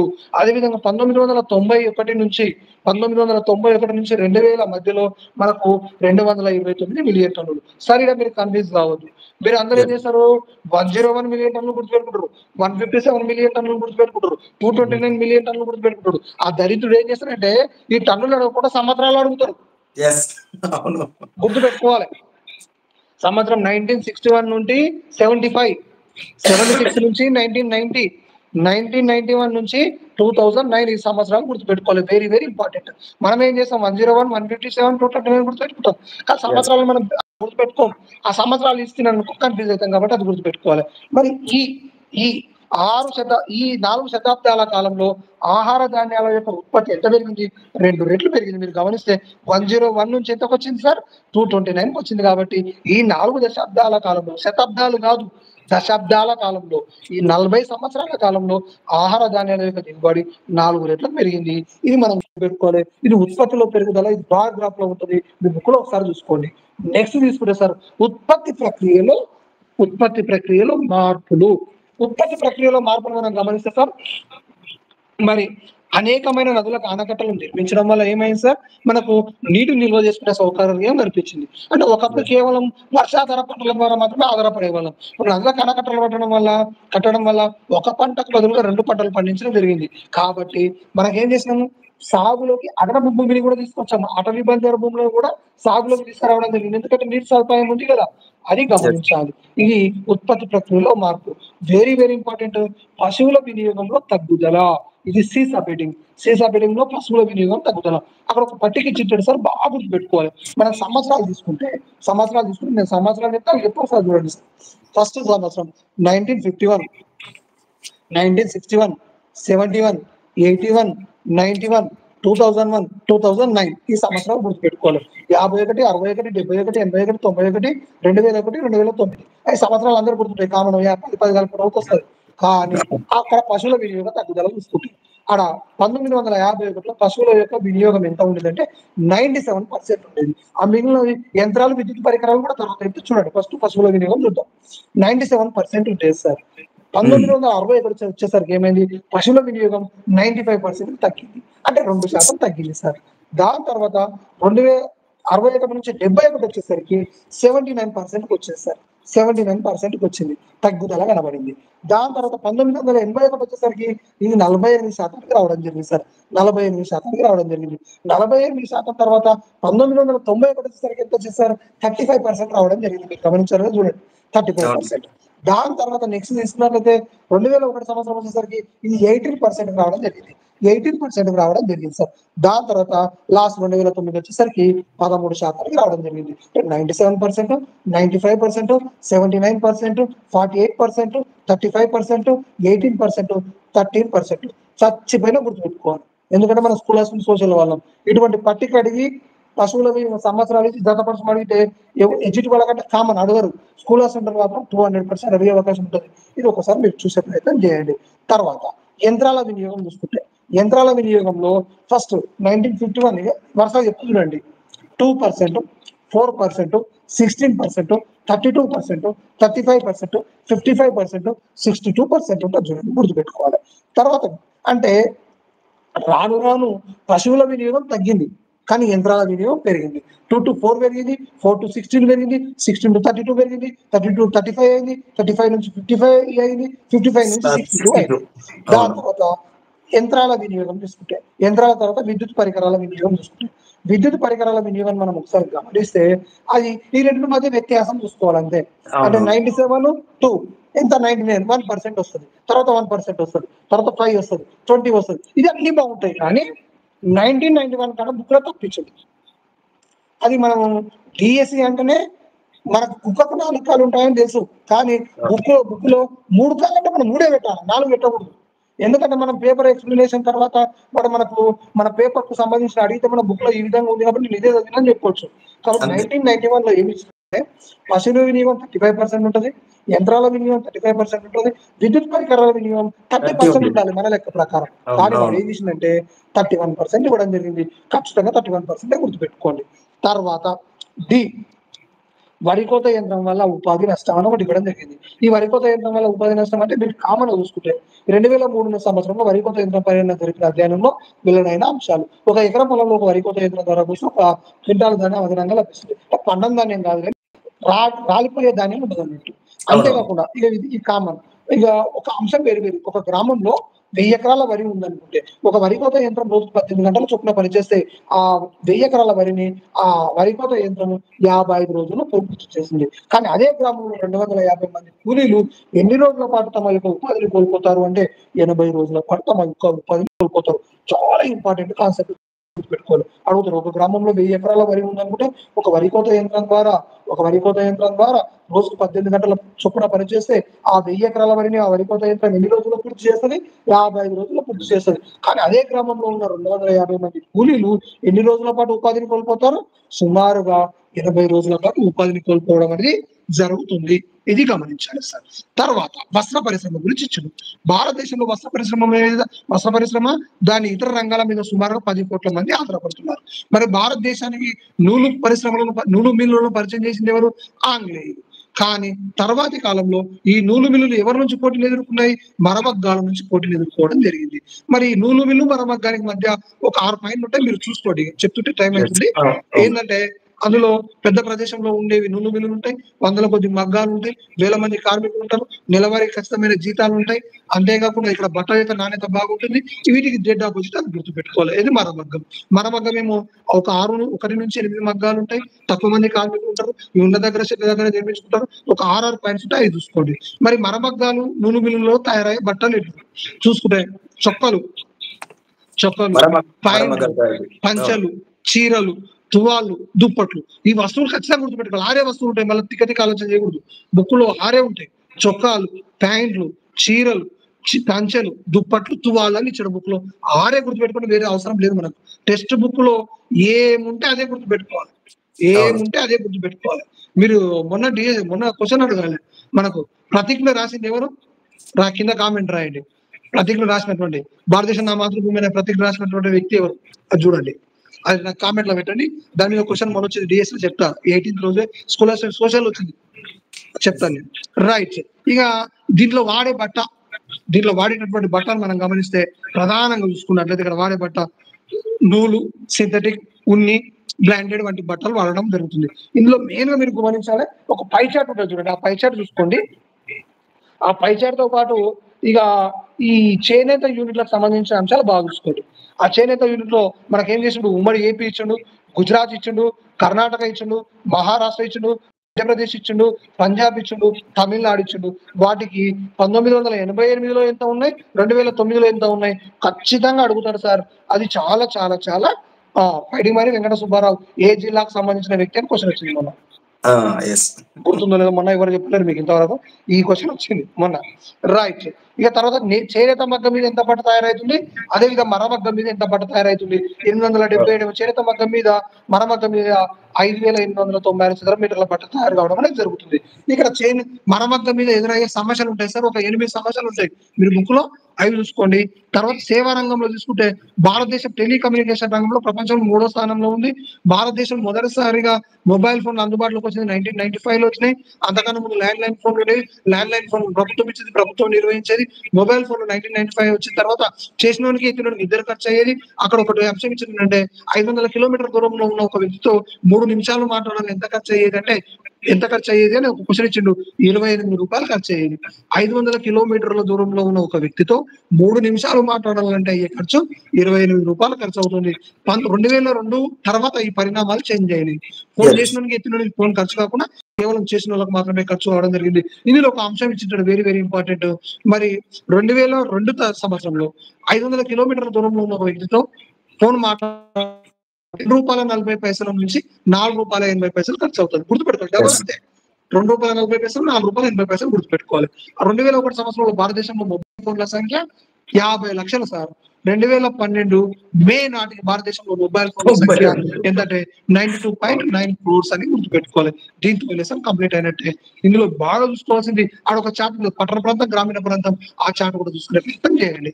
నెక్స్ట్ వెరీ వెరీ ఇంపార్టెంట్, ప్రజారోగ్యము ప్రభుత్వం. ఒక 10 నిమిషాలు కంప్లీట్ చేస్తానండి. ఎఫ్ఎస్బివి చెప్తాను. అన్న ఒక్క నిమిషం. వాయిస్ వినిపిస్తుందా అన్నది? అన్నా వాయిస్ వినిపిస్తుందా? వాయిస్ వినిపిస్తుందా? చిన్నగా వినబడుతుందన్నా? వినబడుతుందో లేదో వీళ్ళకు? వాళ్ళకి వినిపిస్తుంది, వాళ్ళ క్లారిటీ ఉంది. మిత్రులంతా కూడా ఆల్మోస్ట్ క్లారిటీ ఉన్నారు. కొంచెం ఇంపార్టెంట్ ఉన్న ఏరియాస్ 5, 8, 9, 6 గుర్తుపెట్టుకోండి. సింపుల్ లాజిక్ ఉంటాయి కానీ టైం అవుతుందని చెప్పలేకపోతుంది. చాలా లాజిక్, ఈ గుర్తుపెట్టుకునే విధానంలో కూడా చాలా లాజిక్లు ఉంటాయి. రైట్. ప్రజారోగ్యం ప్రభుత్వం. ప్రపంచంలో అత్యధిక వైద్య కళాశాల దేశం భారతదేశం. ఒక చిన్న పొటెన్షియల్ ఏరియాస్ కొంచెం స్లో తీసుకో అన్నా. పొటెన్షియల్ ఏరియాస్ ఏవైతే ఉన్నాయో అవి కొంచెం స్లోగా తీసుకో. పొటెన్షియల్ ఏరియాస్ అన్న కొంచెము ఇంపార్టెంట్ ఉన్న ఏరియాస్ ని కొంచెం స్లోగా తీసుకోండి. ఎక్కువ మొత్తంలో ముందుకెళ్ళవచ్చు. ఇప్పుడు వినబడుతుంది అన్న, క్లియర్ గా వినబడుతుంది ఇప్పుడు. నీ వాయిస్ ప్రాబ్లం ఉన్నట్టు. ఓకే. ఈడ చూసుకుంటే మనం ప్రపంచంలో అత్యధిక కళాశాల ఉన్న దేశం భారతదేశం. మనం ప్రపంచంలో ఔషధాల తయారీలో 4వ స్థానంలో ఉంటాం. ఇది గుర్తుపెట్టుకోవాలి. భారతదేశం ప్రతి సంవత్సరం 15,000 మంది వైద్య అర్హత సాధిస్తున్నారు. అది గుర్తుపెట్టుకోవాలి. తర్వాత ఆసుపత్రుల సంఖ్య వివరాలు ఇచ్చింటాడు సార్, చాలా చాలా ఇంపార్టెంట్. అవును. ఆసుపత్రుల సంఖ్య వివరాలు అది 1950, 1991, 2000 ఇది గుర్తుపెట్టుకోవాలి. సంవత్సరాలు గుర్తుపెట్టుకోవాలి. 1950, 1991, 2000 సంవత్సరం ఇవ్వడం జరిగింది. అక్కడ గుర్తుపెట్టుకోవడానికి ఆసుపత్రుల సంఖ్య 2717, 217. తర్వాత 1174 ఎప్పుడు 1991లో. దాని తర్వాత 2000 సంవత్సరంలో 18218, 18 గుర్తుపెట్టుకోవాలి. ఇంకా వెరీ వెరీ ఇంపార్టెంట్, ఆరోగ్య సేవలు 2 రకాల వర్గీకరిస్తాం సార్. ఆరోగ్య సేవలు 2 రకాలు. ఒకటి ప్రభుత్వ ఆరోగ్య సేవలు, ప్రైవేటు ఆరోగ్య సేవలు. ప్రభుత్వ ఆరోగ్య సేవలు, ప్రైవేటు ఆరోగ్య సేవలు. ఇంకా ప్రభుత్వ ఆరోగ్య సేవలు ప్రధానంగా నా బుక్ లో 6 ఇవ్వడం జరిగింది సార్. చాలా ఇంపార్టెంట్, ఖచ్చితంగా క్వశ్చన్ వస్తుంది. ఒకటి ఆశ. ఆశ అంటే అబ్రివేషన్ గుర్తుపెట్టుకోవాలి. Accredited social health activist. Accredited social health activist అతడు లేదా ఆమె. వీళ్ళు గ్రామీణ ప్రాంతంలో ఉంటారు. గ్రామాల్లో ఆరోగ్య సేవలు అందించే వాళ్ళను మనం ఆశ అంటాం. రెండవది ఏంటంటే అందులో అంగన్వాడీ కేంద్రం. అంగన్వాడీ కేంద్రం ఇది 3 నుంచి 5 సంవత్సరాల పిల్లల కోసం ఉంటుంది. ఇది గ్రామాల్లో కానీ జనాన్ని బట్టి ఉంటుంది, జనాభాను బట్టి. చిన్న చిన్న గ్రామాల్లో మినీ అంగన్వాడీ కేంద్రాలు, పెద్ద పెద్ద గ్రామాల్లో పెద్ద అంగన్వాడీ కేంద్రాలు, గ్రామాల్లో కానీ పట్టణాల్లో రెండు ప్రదేశాల్లో ఉంటాయి. ఇవి జనాభా ప్రాతిపదిక ఏర్పడతాయి. మరి అంగన్వాడీలో చేసే విధులు ఏంటి అడుగుతారు సార్, వెరీ వెరీ ఇంపార్టెంట్. అంగన్వాడీలో విధులు ఉంటాయి, బాగా గుర్తుపెట్టుకోవాలి. చిన్నపిల్లల వయసు తగ్గ విధంగా బరువు పెరుగుతున్నారా లేదా గమనించడం, చిన్నపిల్లలకు టీకాలు అందించడం, టీకాలు వేయరండి వీళ్ళు, టీకాలు అందించడం, ఎందుకంటే అందరూ ఒకతో ఉంటారు కాబట్టి టీకాలు అందించడం. తర్వాత అదేవిధంగా గర్భవతులకు, అదేవిధంగా బాలింతలకు పౌష్టికాహారాన్ని అందించడం, చిన్నపిల్లలకు కూడా పౌష్టికాహారాన్ని అందించడం, బాలామృతం ప్యాకెట్లు అందించడం అనేది జరుగుతుంది. దీంతో పాటు చిన్నపిల్లలకు పాఠశాల వాతావరణాన్ని కల్పించడం, ఇది అంగన్వాడీ కేంద్రం. ఇది రెండవది. తర్వాత మూడవది ప్రాథమిక ఆరోగ్య ఉప కేంద్రం, ప్రైమరీ హెల్త్ సబ్ సెంటర్ అంటే. ప్రైమరీ హెల్త్ సబ్ సెంటర్ ఇది ప్రతి 5,000 జనాభాకు ఒకటి ఏర్పాటు చేస్తారు సార్. 5,000 జనాభాకు ఒకటి ఏర్పాటు చేయడం జరుగుతుంది. ప్రాథమిక ఆరోగ్య ఉప కేంద్రం, ప్రైమరీ హెల్త్ సబ్ సెంటర్ గుర్తుపెట్టుకోవాలి. ఇది ఒక గ్రామం కానీ కొన్ని గ్రామాల యొక్క సమూహానికి కానీ ఉండడం జరుగుతుంది. ఇది గుర్తుపెట్టుకోవాలి. మరి ఇక్కడ కొన్ని అంశాలు తీసుకుంటే ఇక్కడ ఉండేటటువంటి ఆరోగ్య కార్యకర్త పేరేం పేరు అంటారు? ఎంపీహెచ్ఏ, మల్టీపర్పస్ హెల్త్ అసిస్టెంట్, బహుళ ఉద్దేశ ఆరోగ్య కార్యకర్త. ఇది గుర్తుపెట్టుకోవాలి. వీళ్ళ యొక్క విధులు ఉంటాయి సార్, వెరీ వెరీ ఇంపార్టెంట్. వీళ్ళ ప్రధానంగా 4 ఉంటాయి. ఒకటి సాధారణ రోగాలకు చికిత్స చేస్తారు, రెండవది చిన్న పిల్లలకు టీకాలు వేయడం, మూడవది గర్భవతుల సంరక్షణ, తర్వాత విరోచనాలు, మలేరియా వంటి వాటిపైన శిక్షణ పొంది ఉండే వాళ్ళు ఎవరంటే ఎంపీహెచ్ఏ. ఈ ఎంపీహెచ్ఏ కూడా అతడు లేదా ఆమె ఆశా మాదిరిగా ఆడోళ్ళు మాత్రమే కాదు, అబ్బాయిలు ఉంటారు, అమ్మాయిలు ఉంటారు, గుర్తుపెట్టుకోవాలి. నెక్స్ట్ ప్రాథమిక ఆరోగ్య కేంద్రం. ఇంతకుముందేమో ప్రాథమిక ఆరోగ్య ఉప కేంద్రం, ప్రైమరీ హెల్త్ సబ్ సెంటర్, ఇప్పుడు ప్రైమరీ హెల్త్ సెంటర్ అంతే.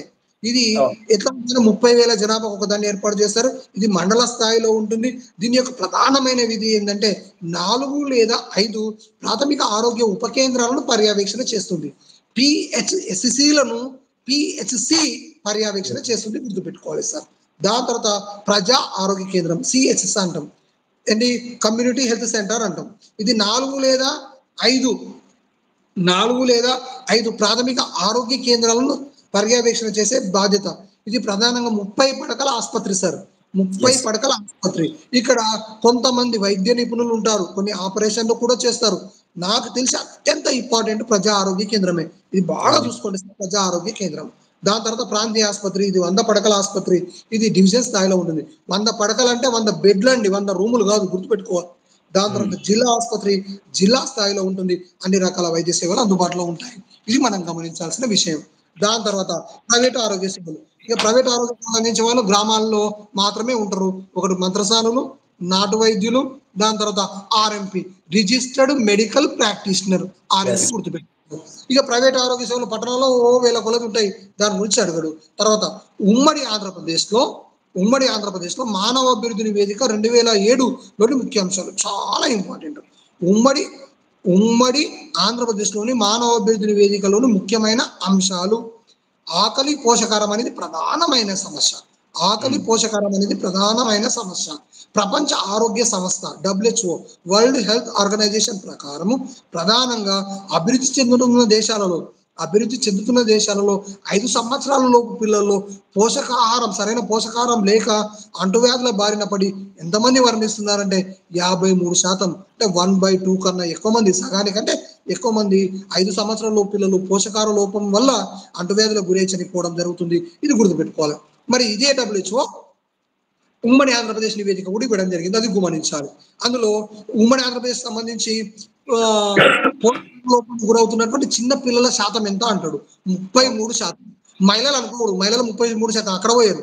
చిన్న పిల్లలు పోషకాహార లోపానికి గురవుతున్నటువంటి చిన్న పిల్లల శాతం 33%. మరి పోషకాహార లోపానికి గురవుతున్నటువంటి మహిళల శాతం 31%. పోషకాహార లోపానికి గురవుతున్నటువంటి పురుషుల శాతం 25%. ఇక్కడ ఇంకోటి గుర్తు పెట్టుకోవాలి, భారతదేశంలో ప్రతి సంవత్సరం గర్భాధారణ సమస్యల వల్ల 1,00,000 మంది మహిళలు మరణిస్తున్నారు. ఇక్కడ మనం మౌలిక ప్రజా సౌకర్యాలు ఇచ్చారు. ప్రజల యొక్క సంక్షేమాన్ని దృష్టిలో ఉంచుకొని ప్రభుత్వం ఎటువంటి ప్రతిఫలం ఆశించకుండా ప్రభుత్వం ఉచితంగా కల్పించే సదుపాయాలనే ప్రజా మౌలిక సదుపాయాలు అంటాం. అందులో త్రాగునీరు కానీ, విద్య కానీ, వైద్యం కానీ, మనకేమంటారు పార్కులు గీర్కులు ఉంటాయి కదండి, రోడ్లు గిని ఇవన్నీ తీసుకుంటాం. దీని తర్వాత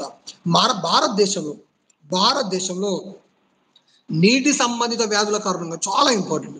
భారతదేశంలో నీటి సంబంధిత వ్యాధుల కారణంగా 1600 మంది మరణిస్తున్నారు ప్రతిరోజు సార్.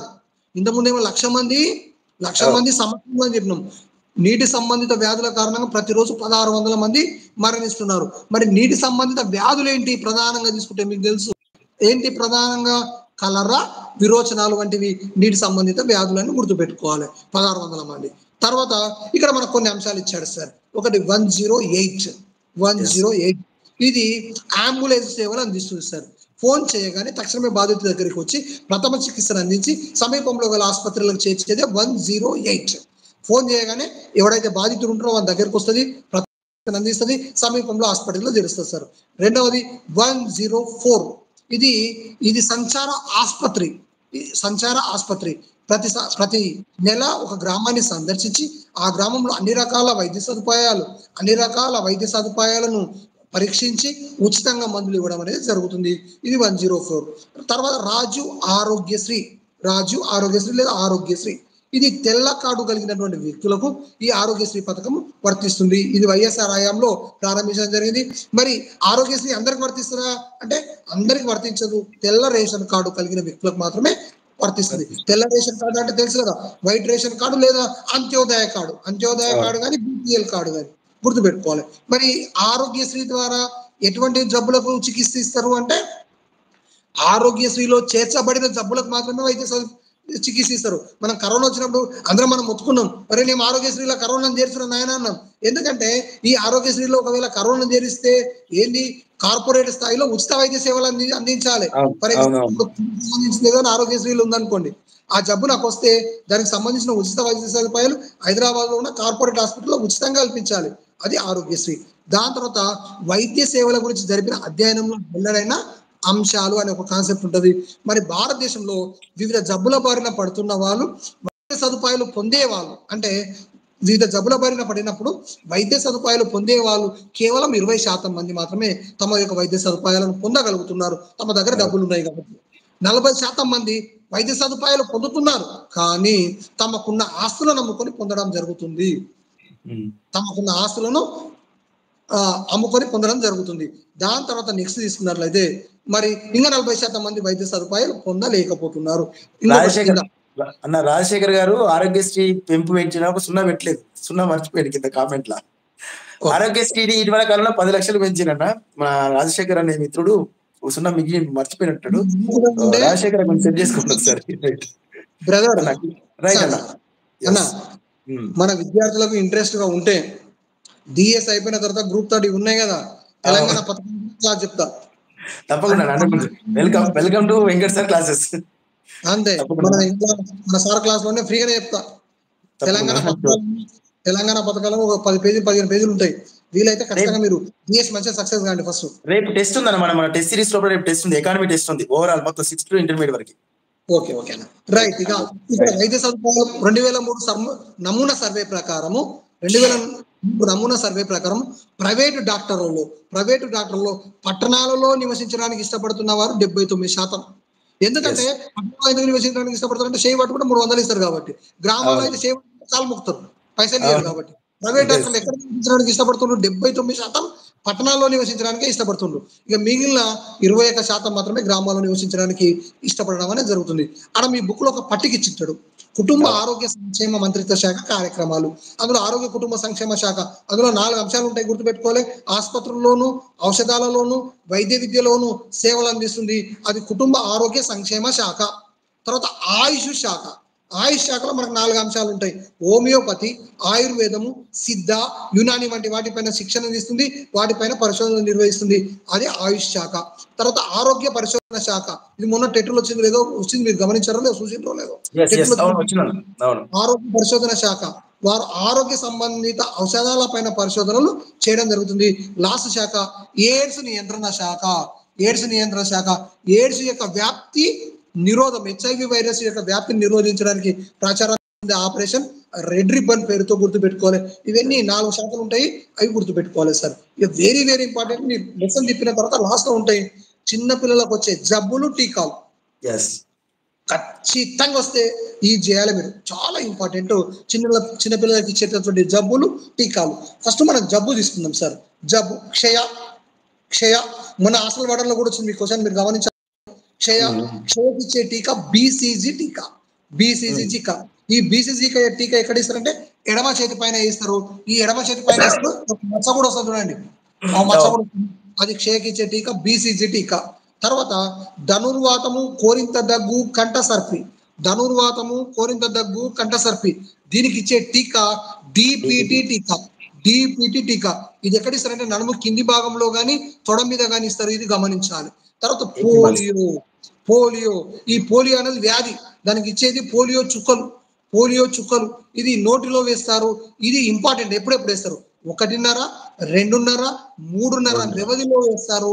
ఇది ఓపీవి, ఓరల్ పోలియో వ్యాక్సిన్ గుర్తుపెట్టుకోవాలి. తర్వాత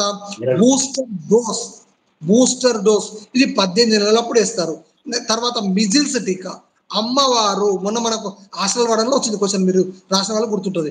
18th రోజు రాసిన వాళ్ళకు ఉంటుంది, 24th రోజు రాసిన 24th రోజు. మిజిల్స్ టీకా అమ్మవారు, ఇది 9 నెలలప్పుడు తొడ మీద వేయడం అనేది జరుగుతుంది. దాని తర్వాత కంటి చూపుకి ఇచ్చేది విటమిన్ ఏ ద్రవణం. ఇది నోటిలో వేస్తారు, కంటిలో వేశారు, కంటిలో కాదు నోటిలో వేయడం జరుగుతుంది. 9 నెలలప్పుడు 1 ml, 18 నెలలప్పుడు 2 ml వేయడం జరుగుతుంది. జబ్బులు, టీకాలు. ఒకటి క్షయ, ధనుర్వాతము, క్షయకి ఇచ్చే టీకా బీసీజీ టీకా, ధనుర్వాతము, కోరింత దగ్గు, కంఠ సర్పికి ఇచ్చే టీకా డిపిటి టీకా, పోలియోకి ఇచ్చేది పోలియో చుక్కలు, బూస్టర్ డోస్ 18 నెలలప్పుడు వేస్తారు. మిజిల్ టీకా అమ్మవారికి ఇచ్చేది మిజిల్ టీకా ఇస్తారు. కంటి చూపు విటమిన్ ద్రవణం వేయడం అనేది జరుగుతుంది. దీనితో మనకు 3వ లెసన్ కూడా కంప్లీట్. టైం అయినట్టు. No problem. నెక్స్ట్ జమీందారీ వ్యవస్థ రద్దు తదితర ప్రతిపాదనలు. నెక్స్ట్ లెసన్ దానికన్నా ఇంపార్టెంట్ ఏంటంటే పేదరికం అవగాహన చాలా ఇంపార్టెంట్. అదొకటి క్లారిటీ అంతా. మొన్న రీసెంట్ గా టెట్ లో మనకు అంత్యోదయ కార్డుకు సంబంధించిన అంశాలు రిమైనింగ్ అదే మాదిరిగా. సో బిఎంఐ అంటే మొన్న రీసెంట్ గా 18th రోజు క్వశ్చన్ వచ్చింది. బిఎంఐ అంటే ఇదే మన పేదరికం అవగాహన. BMI body mass index. ఇంకా కూడా చెప్తా, వీలైతే మీ దగ్గర పెన్ను పేపర్ పెట్టుకోండి, లెక్క చేయాలి. మన స్కూల్ ఒక లెక్క మీద అయితే చాలా మంది చేయరు, అది చేస్తే మీరు జాబ్ వస్తుంది, నిజం చెప్తున్నా. రైట్. పేదరికం అవగాహనలో మనకు ఫస్ట్ సబ్ హెడ్డింగ్ చూసుకుంటే తీవ్ర ఆకలి కూడా పేదరికమే. ఫస్ట్ సబ్ హెడ్డింగ్ ఏంటంటే తీవ్ర ఆకలి కూడా పేదరికమే. ఇక్కడ మనం గమనిస్తే కింద సమాచారం ఏముంటుందంటే, మనం రోజువారీగా పని చేయాలంటే శక్తి అవసరం. ఆ శక్తి మనం తినే ఆహార పదార్థాల నుంచి వస్తుంది. ఆ శక్తి కిలో క్యాలరీలో కొలుస్తాం. మనం రోజువారీగా పని చేయాలంటే ఏం అవసరం? శక్తి అవసరం సార్. ఆ శక్తి మనం తినే ఆహార పదార్థాల నుండి రావడం జరుగుతుంది. ఆ తినే ఆహార పదార్థాల నుండి రావడం జరుగుతుంది. ఆ శక్తిని మనం ఏ విధంగా కొలుస్తాం? కిలో క్యాలరీలో కొలుస్తాం అని ఉంటుంది. దాని తర్వాత ఇంకొక అంశం ఏముంటుందంటే కనబడని ఆకలి అని ఉంటుంది. చిన్న సబడి కనబడని ఆకలి అంటే దీర్ఘకాలికంగా కనీస క్యాలరీలు కూడా పొందలేనటువంటి స్థితిలో ఉన్న వారిని ఏమంటారంటే కనబడని ఆకలి లేదా దీర్ఘకాలిక ఆకలి అని కూడా అంటాం. దీన్నే తీవ్ర ఆకలి అని కూడా అంటాం. గుర్తుపెట్టుకోలేదు సార్, తీవ్ర ఆకలి అన్నా, దీర్ఘకాలిక ఆకలి అన్నా, కనబడని ఆకలి అన్నా ఒకటే. అంటే మన సంవత్సరంలో మనం జాతీయ స్థాయిలో నిర్ధారించిన దాని ప్రకారం గ్రామీణ ప్రాంతంలో పనిచేసేటటువంటి వ్యక్తి రోజువారీగా 2400 కిలో క్యాలరీలు తినాలి. అవును. దీర్ఘకాలికంగా 2400, 365 రోజుల్లో 65 రోజులు 2400 తిని 300 రోజులు తిన్నాడంటే వాడికి కనబడని ఆకల్లో ఉన్నట్టే. గుర్తుపెట్టుకోవాలి. దీర్ఘకాలికంగా గ్రామీణ ప్రాంతంలో పనిచేసే వ్యక్తి రోజువారీగా శారీరకంగా శ్రమ చేస్తారు కాబట్టి 2400 కిలో క్యాలరీ తినాలి. పట్టణ ప్రాంతంలో 2100 తినాలి. 2100 వాళ్ళు శారీరకంగా మానసికంగా చేస్తారు కాబట్టి. ఇక్కడ ఇంకొక అంశం, ఒక చెంచే చక్కెర ద్వారా, చక్కెర అంటే పెద్ద చెంచా కాదు, టీ స్పూన్ ద్వారా 40 కిలో క్యాలరీల శక్తి లభిస్తుంది. ఒక చెంచే చక్కెర ద్వారా 40 కిలో క్యాలరీల శక్తి లభిస్తుంది. ఒక చెంచే ఒక చెంచే వంట నూనె ద్వారా 90 కిలో క్యాలరీల శక్తి లభిస్తుంది. మన బుక్ లో ఉంటే చూడండి. 40 కిలో క్యాలరీలు చక్కెర, 90 కిలో క్యాలరీలు వంట నూనె. గుర్తుపెట్టుకోవాలి సార్, 90 కిలో క్యాలరీలు వంట నూనె. అందుకోసం నూనె లెక్కేస్తే మనం ఫ్యాట్ పెరుగుతాం, క్యాలరీస్ ఎక్కువ వస్తాయని గమనించాలి. మరి ఇక్కడ మనం గమనిస్తే భారతదేశంలో గ్రామీణ ప్రాంతంలో మనం నిర్ధారించిన దాని ప్రకారం 2400 చెప్పినాం కదా సార్. ఆ 2400 ప్రకారం చూస్తుంటే గ్రామీణ ప్రాంతంలో 4/5 అంటే ప్రతి 5గురిలో ఒక్కరు మాత్రమే కనీస క్యాలరీలు తింటున్నారు సార్. నలుగురు తినలేకపోతున్నారు. అంటే 80% తినలేకపోతున్నారు, 20% మాత్రమే తినగలుగుతున్నారు. గుర్తుపెట్టుకోవాలి. గ్రామీణ ప్రాంతంలో 4/5 ఐదుగురిలో నలుగురు తినలేకపోతున్నారు, ఒక్కరు మాత్రం తింటున్నారు. 80% తినలేకపోతున్నారు, 20% మాత్రం తినగలుగుతున్నారు. 2400 క్యాలరీలు. పట్టణ ప్రాంతంలో 3/5 అంటే ముగ్గురు తినలేకపోతున్నారు, ఇద్దరు మాత్రం తినగలుగుతున్నారు. అంటే 60% తినలేకపోతున్నారు, 40% తినగలుగుతున్నారు. ఎక్కడంటే పట్టణ ప్రాంతంలో గమనించినట్లయితే 1980 సంవత్సరంతో పోలిస్తే భారతదేశంలో పేదరికం పెరిగినట్లు గమనించవచ్చు. పేదరికం పెరిగింది. దానితో పాటు పేదరికం పెరగడానికి ప్రధానమైన కారణం ఏంటంటే జనాభా పెరుగుదల కూడా ఎక్కువగా ఉంది కాబట్టి గమనించాలి. కానీ ఇక్కడ ఇంకొక అంశం ఇచ్చిండు. 25 సంవత్సరాల క్రితం అత్యంత పేదవాడు ఎన్ని కిలో క్యాలరీలకు సమానమైన ఆహార పదార్థాలు తినేవాడో ఇప్పుడున్న అత్యంత పేదవాడు అన్ని కిలో క్యాలరీలకు సమానమైన ఆహార పదార్థాలు తినలేకపోతున్నాడు అనేది మనకి గమనించాలి సార్. నెక్స్ట్ రెండవ సబ్హెడ్డింగ్ పోషకాహార సమస్యలు. మనం కనీసంగా తీసుకోవాల్సిన క్యాలరీలు తీసుకోకపోతే పోషకాహారం వస్తుంది కాబట్టి పోషకాహార లోపం వస్తుంది. ఆ పోషకాహార లోపం వల్ల ఏ సమస్యలు వస్తాయి చూద్దాం. ప్రధానంగా పిల్లలు ఆరోగ్యంగా పెరగరు, వేగంగా పెరగరు, మానసికంగా అంత అభివృద్ధి చెందరు, రోగ నిరోధక శక్తి తక్కువగా ఉంటది కాబట్టి తొందరగా జబ్బుల బారిన పడతారు. అదే విధంగా మహిళలకు సంబంధించి చూస్తే పోషకాహార లోపానికి గురైనటువంటి మహిళ సరైన బరువు ఉన్నటువంటి పిల్లలకు జన్మనివ్వదు. అంటే పుట్టే బిడ్డ బక్కగా బలహీనంగా ఉండేటటువంటి బిడ్డలకు జన్మనివ్వడం అనేది జరుగుతుంది. ఇది మన పోషకాహార సమస్యలు. Very very very important. BMI ఖచ్చితంగా నోట్బుక్ పెట్టుకోండి. నేను క్వశ్చన్స్ ఇస్తా, లెక్క చేయాలి, నాకు లాస్ట్ పోయే వరకు సమాధానం చెప్పాల్సిందే. అందరు నోట్బుక్ నేను లెక్క ఇస్తా ఖచ్చితంగా. Right. BMI body mass index మొన్న కూడా వచ్చింది 18th రోజు మీకు చెప్పిన బాడీ ఇండెక్స్ శరీర పదార్థాల సూచి. మీకు ఇంతవరకు ఏ సార్ చెప్పినప్పుడు ఈ క్లాసు ఈ BMI గురించి మీకు పర్ఫెక్ట్ చెప్తా ఇక లెక్క అంటే. రైట్. మరి BMI గురించి చూస్తే మరి BMIని ఎట్లా లెక్కించవచ్చు? వ్యక్తుల యొక్క ఎత్తును మీటర్లలో తీసుకోవాలి. వ్యక్తుల యొక్క బరువును కేజీలలో తీసుకోవాలి. BMI ఈజ్ ఈక్వల్ టు బరువు బై ఎత్తు వర్గము. బరువును ఎత్తు వర్గంతో భాగించాలి. మనం కన్ఫ్యూజ్ చేయడానికి ఏం చేస్తాడు, బరువు బై ఎత్తు ఇస్తాడు, ఎత్తు కాదు ఎత్తు వర్గము. ఫర్ ఎగ్జాంపుల్ నా ఎత్తు 1.5 అనుకుంటే 1.5 ఇంటూ 1.5 చేయాల్సిందే. 1.5 ఇంటూ 1.5 చేస్తే సమ్ వస్తుంది. ఆ సమ్మును ఆ బరువుతోనే భాగించాలి. ఎగ్జాంపుల్ నా లెక్క చెప్తాను నేను. ఒక ఎగ్జాంపుల్లో నా యొక్క ఎత్తును మీటర్లో తీసుకున్నా 1.5 మీటర్. నా యొక్క బరువు 70 కిలోలు 80 కిలోలు అనుకుందాం. నా బరువు 80 కిలోలు. ఇప్పుడు ఏం చేయాలి, బరువు పైన ఉండాలి. 80 డివైడెడ్ బై బరువు ఎంత 80 డివైడెడ్ బై 1.5 ఇంటూ 1.5 చేయాలి. 1.5 ఇంటూ 1.5 చేస్తే సమ్ 2.89 ఏమొచ్చింది అనుకుందాం. ఆ 2.89ను 80 కేజీలతో భాగించాలి. గుర్తుపెట్టుకోవాలి. మనము ఎత్తును వర్గం చేయడం అంటే ఆ సంఖ్యను అదే సంఖ్య చేత గుణిస్తే వర్గం అంటాం. గుర్తుపెట్టుకోవాలి. బరువు పైన ఎత్తు కింద ఉంటది. ఎత్తును అదే ఎత్తు ఇంటూ ఎత్తు అంటే ఎత్తు అదే దాంతో గుణిస్తే వర్గం వస్తుంది. ఆ వర్గాన్ని మనం భాగిస్తే అప్పుడు BMI విలువ వస్తుంది. గుర్తుపెట్టుకోవాలి. మరి BMIలో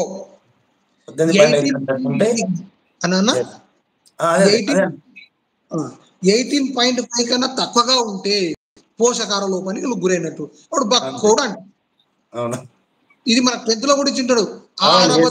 ఉంటుంది చెప్తా. ఎత్తు ముందు బరువు ముందు ఎత్తు అని ఉంటాయి, చెప్తా మీకు తర్వాత. మరి 18.5 కన్నా తక్కువ ఉంటే పోషకాహార లోపానికి గురైనట్టు. 18.5 నుంచి 25 మధ్యలో ఉండనుకోండి BMI విలువ. 18.5 నుంచి 25 మధ్యలో ఉన్నాడనుకోండి సరైన పోషకాలు తీసుకున్నట్టు. ఒకవేళ BMI విలువ 25 కన్నా ఎక్కువగా ఉందనుకోండి, 25 కన్నా ఎక్కువగా ఉంటే స్థూలకాయుడుగా ఉబకాయుడుగా మనం గుర్తించవచ్చు. BMI లెక్కించే విధానం గుర్తుపెట్టుకోవాలి. Very very important. బరువు బై ఎత్తు వర్గము.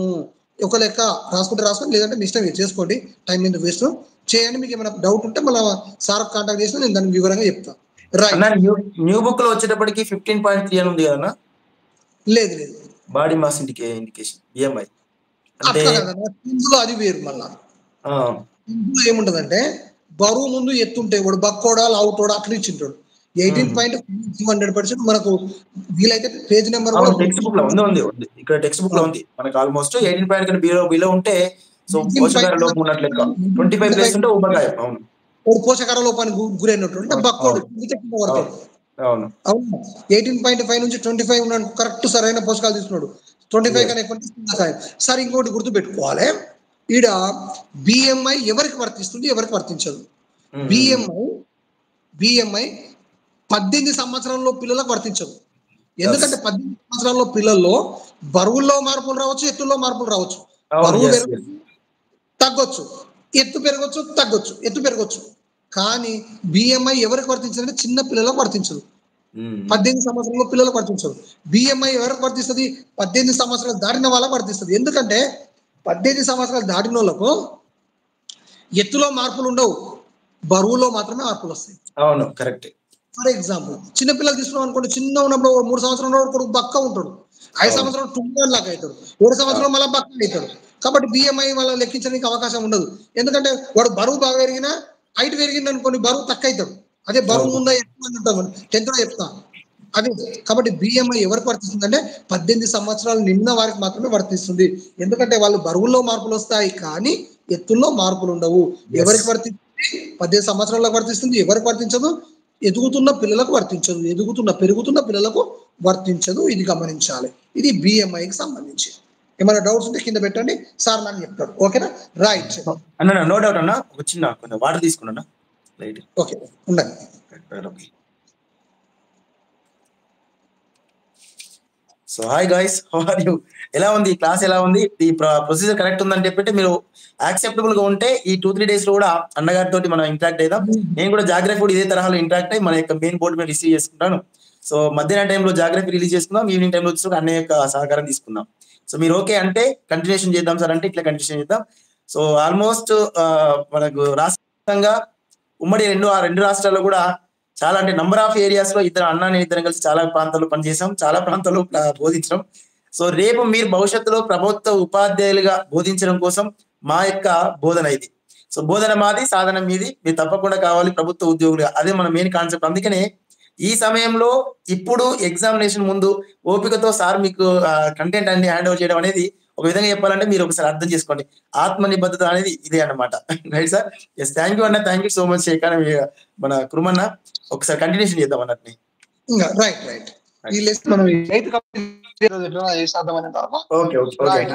నెక్స్ట్ తీసుకుంటే ఇక ఆహార అసమానత ఉంటుంది. Very very important. ఆహార అసమానత ఇది చాలా ఇంపార్టెంట్. ఆహార అసమానత దేని లెక్కిస్తుంది?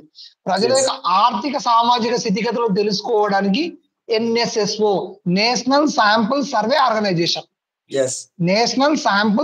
ఆర్గనైజేషన్. దేశంలో కానీ రాష్ట్రంలో కానీ ప్రజల యొక్క సామాజిక ఆర్థిక స్థితిగతులను తెలుసుకోవడానికి ప్రతి 4 లేదా 5 సంవత్సరాలకు ఒకసారి NSSO సర్వే నిర్వహించడం అనేది జరుగుతుంది.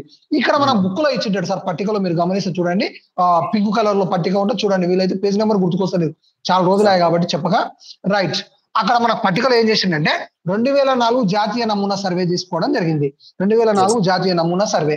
ఆ 2004 జాతీయ నమూనా సర్వేలో 4 రకాల అంశాలను తీసుకోవడం జరిగింది. ఒకటి అట్టడుగు 25%. 25% అంటే 25% అండి. రెండవ 25%, మూడవ 25%, 4వ 25% అని ఇవ్వడం జరిగింది. మొదటి 25%లో 1624 గుర్తుపెట్టుకోవాలి సార్. 1624 మొదటి 25% మంది ప్రజలు 1624 కిలో క్యాలరీలకు సమానమైన ఆహార పదార్థాలు తింటున్నారు. అంటే వీళ్ళు ఏ కార్డుకు అర్హులు తెలుసా? అంత్యోదయ కార్డుకు అర్హులు. గుర్తుపెట్టుకోవాలి. 1624 కిలో క్యాలరీస్ తింటున్నారంటే వీళ్ళు అంత్యోదయ కార్డుకు అర్హులు. ఎంత? మొదటి 25% మంది. రెండవ 25% మంది ప్రజలు 1900 కిలో క్యాలరీస్. 1900 kilo calories. వీళ్ళు కూడా పేదవాళ్ళే. గుర్తుపెట్టుకోవాలి. మూడవ 25% మంది ప్రజలు 2143 ఇది గుర్తుపెట్టుకునే విధానం. ఐ లవ్ యూ గుర్తుపెట్టుకోవాలి. 143 అంటే ఐ లవ్ యూ కదా. 2 ఐ లవ్ యూ గుర్తుపెట్టుకోవాలి. 2 ఐ లవ్ యూ, 2 అంటే 2, 143 అంటే ఐ లవ్ యూ గుర్తుపెట్టుకోవాలి. మూడవ 25% మంది ప్రజలు. 4వ 25% మంది ప్రజలు 2521 2521 అంటే ఈ 4.25% మంది ప్రజలు మాత్రమే గ్రామీణ ప్రాంతంలో ఉన్న వాళ్ళు కనీస క్యాలరీలు తింటున్నారు. మిగిలిన ఎవ్వరు కూడా కనీస క్యాలరీలు తినలేకపోతుండ్రు. ఒకటి 1624, 1900, 2143, దాని తర్వాత 2521 గుర్తుపెట్టుకోవాలి.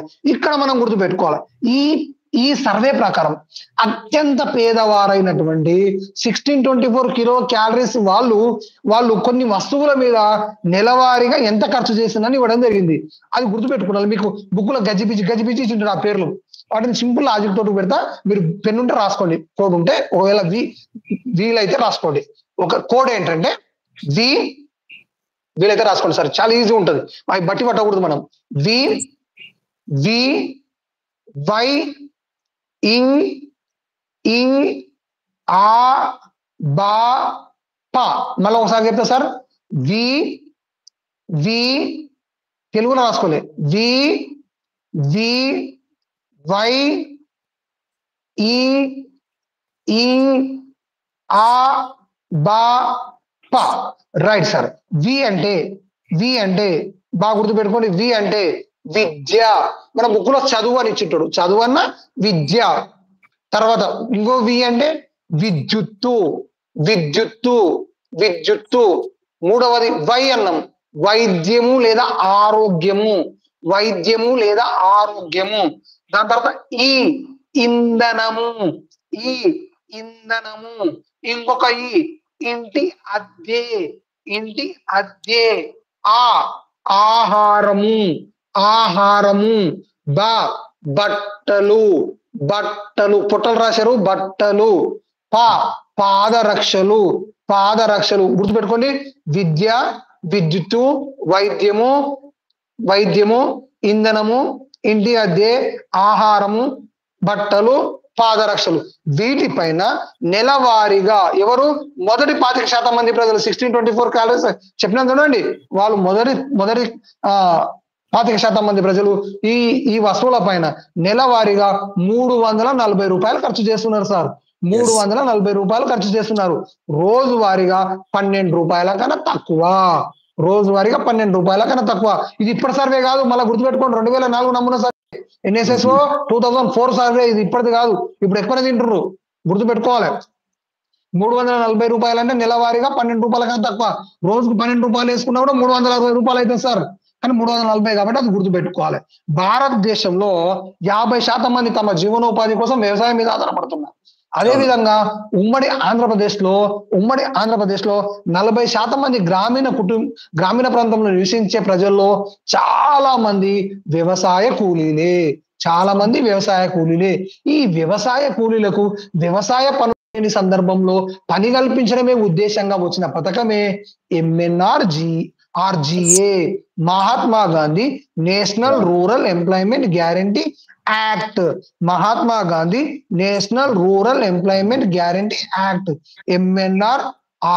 MNREGA. ఇది గుర్తుపెట్టుకోవాలి. 2006 కాదు మన బుక్ లో, 2005. ఇది జాతీయ గ్రామీణ ఉపాధి హామీ పథకం అంటాం.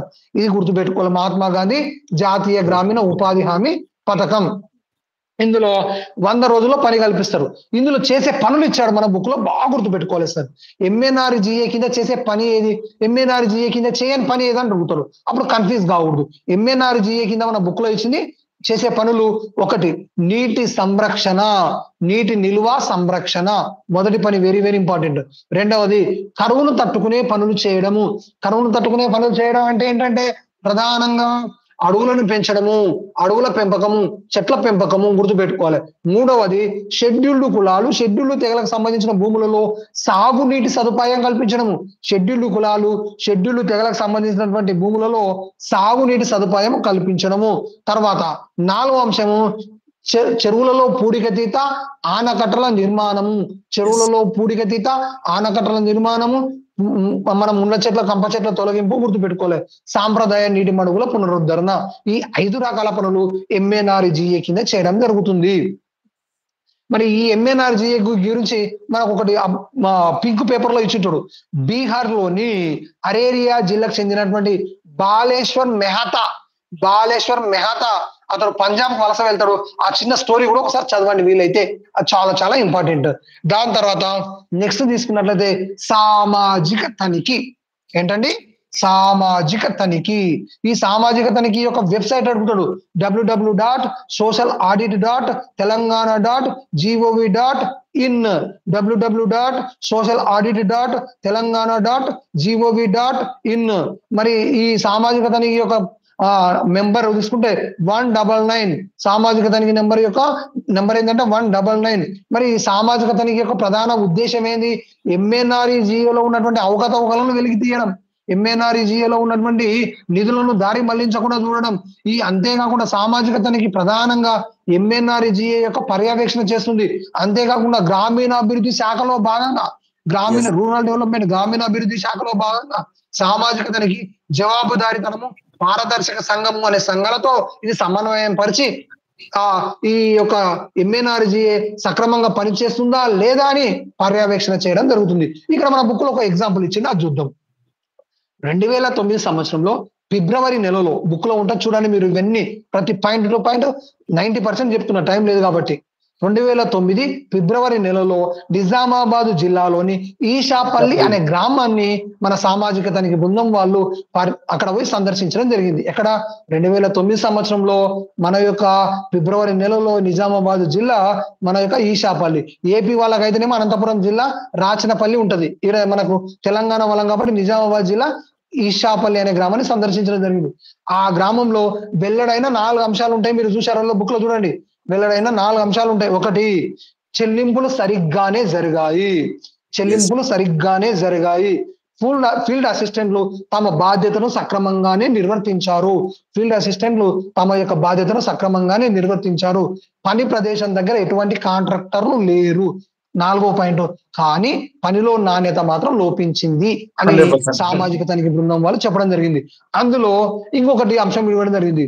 ఆ విషయం, దున్నడము చెట్లు నాటడం అనే పని 5.6 ఎకరాల పొలంలో పనిచేసి, మొన్న టెట్టులో వచ్చింది ఎగ్జిట్ వాళ్ళకేమో, దున్నడము చెట్లు నాటడం అనే పని 5.6 ఎకరాలలో పనిచేసి 15 ఎకరాల మీద పెట్టినటువంటి వ్యక్తి ఎవరంటే రామమోహన్ అనేటటువంటి ఫీల్డ్ అసిస్టెంట్ ఈ అక్రమానికి పాల్పడ్డాడని ఇవ్వడం జరిగింది. అంతేకాకుండా సిండికేట్ నగర్ కి చెందినటువంటి రమాదేవి అనేటటువంటి ఒక మహిళ ఏ పని చేసిందంటే, ఆమె పాపం గులకరాల పనిలో చేస్తే ఆమెకు రావాల్సిన 400 రూపాయలు ఇంకా చెల్లించలేదు అని చెప్పేసి ఈ సామాజిక తనిఖీ బృందం వాళ్లకు ఈ అంశాలు తేలడం అనేది జరిగింది సార్. ఇక తర్వాత very very important sub heading, సరసమైన ధరలకు అందుబాటులో ఆహారం. నెక్స్ట్ సబ్ హెడ్డింగ్, సరసమైన ధరలకు అందుబాటులో ఆహారం. క్రీస్తు పూర్వము 4వ శతాబ్దికి చెందినటువంటి కౌటిల్యుడు అర్థశాస్త్రం అనే పుస్తకాన్ని రచించడం జరిగింది. ఈ అర్థశాస్త్రం అనే పుస్తకంలో అతను ఏం చెప్పిండంటే 2-15, 22-23 అనే పదాల గురించి చెప్పిండు. 2-15, 22-23. 2-15 అంటే ఏంటంటే, రాజు తన ధాన్యాగారంలో ఉన్న ధాన్యాన్ని కష్టకాలంలో ఉన్న ప్రజలకు పంచిపెట్టాలి, కొంతమేర తన దగ్గర ఉంచుకోవాలి, ఎక్కువ మొత్తంలో ప్రజలకు పంచిపెట్టాలి. 22-23 ఏంటంటే పాత ధాన్యాన్ని పంచిపెట్టి కొత్త ధాన్యాన్ని నిల్వ చేయాలి. గుర్తు పెట్టుకున్నారా? మరోసారి చెప్తున్నా, 2-15 అంటే రాజు తన ధాన్యాగారంలో ధాన్యంలో కష్టకాలంలో ఉన్న ప్రజలకు పంచిపెట్టాలి, కొంతమేర తన ఉంచుకొని. రెండోది 22-23 అంటే ఏంది? పాత ధాన్యాన్ని పంచిపెట్టి కొత్త ధాన్యాన్ని నిల్వ ఉంచుకోవాలని చెప్పినటువంటి వ్యక్తి ఎవరంటే కౌటిల్యుడు లేదా చాణక్యుడు. ఇది క్రీస్తు పూర్వం 4వ శతాబ్ది, గుర్తు పెట్టుకోవాలి, 4వ శతాబ్ది. ఇతని ఆధారంగానే తమిళనాడు వంటి రాష్ట్రాల్లో మొదటిసారిగా మన PDS, పబ్లిక్ డిస్ట్రిబ్యూషన్ సిస్టమ్, ప్రజా పంపిణీ వ్యవస్థ అనే పథకాలు రావడం జరిగింది. ఈ ప్రజా పంపిణీ వ్యవస్థ దక్షిణాది రాష్ట్రాలు అయినటువంటి తమిళనాడు కావచ్చు, ఉమ్మడి ఆంధ్రప్రదేశ్ కానీ, కేరళ వంటి రాష్ట్రాల్లో బాగా విజయవంతంగా అవడం జరిగింది. ఈ PDS ఈ దక్షిణాది రాష్ట్రాల్లో విజయవంతమైన తర్వాత కేంద్ర ప్రభుత్వము 1997 సంవత్సరంలో దేశం మొత్తం వర్తింపజేయడం జరిగింది ఈ ప్రజా పంపిణీ వ్యవస్థ ద్వారా, PDS ను. ఇది గుర్తుపెట్టుకోవాలి. మరి ఈ ప్రజా పంపిణీ వ్యవస్థ ద్వారా ప్రధానంగా గ్రామీణ ప్రాంతంలో పంచాయతీల ద్వారా సర్వే నిర్వహించి ప్రధానంగా 4 రకాల కార్డులు ఇస్తారండి, చాలా ఇంపార్టెంట్. ఒకటి అంత్యోదయ కార్డు.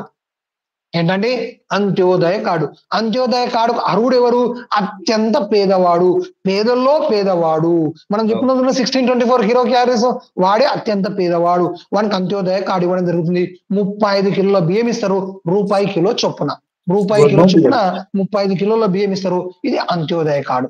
రెండవది వైట్ రేషన్ కార్డు.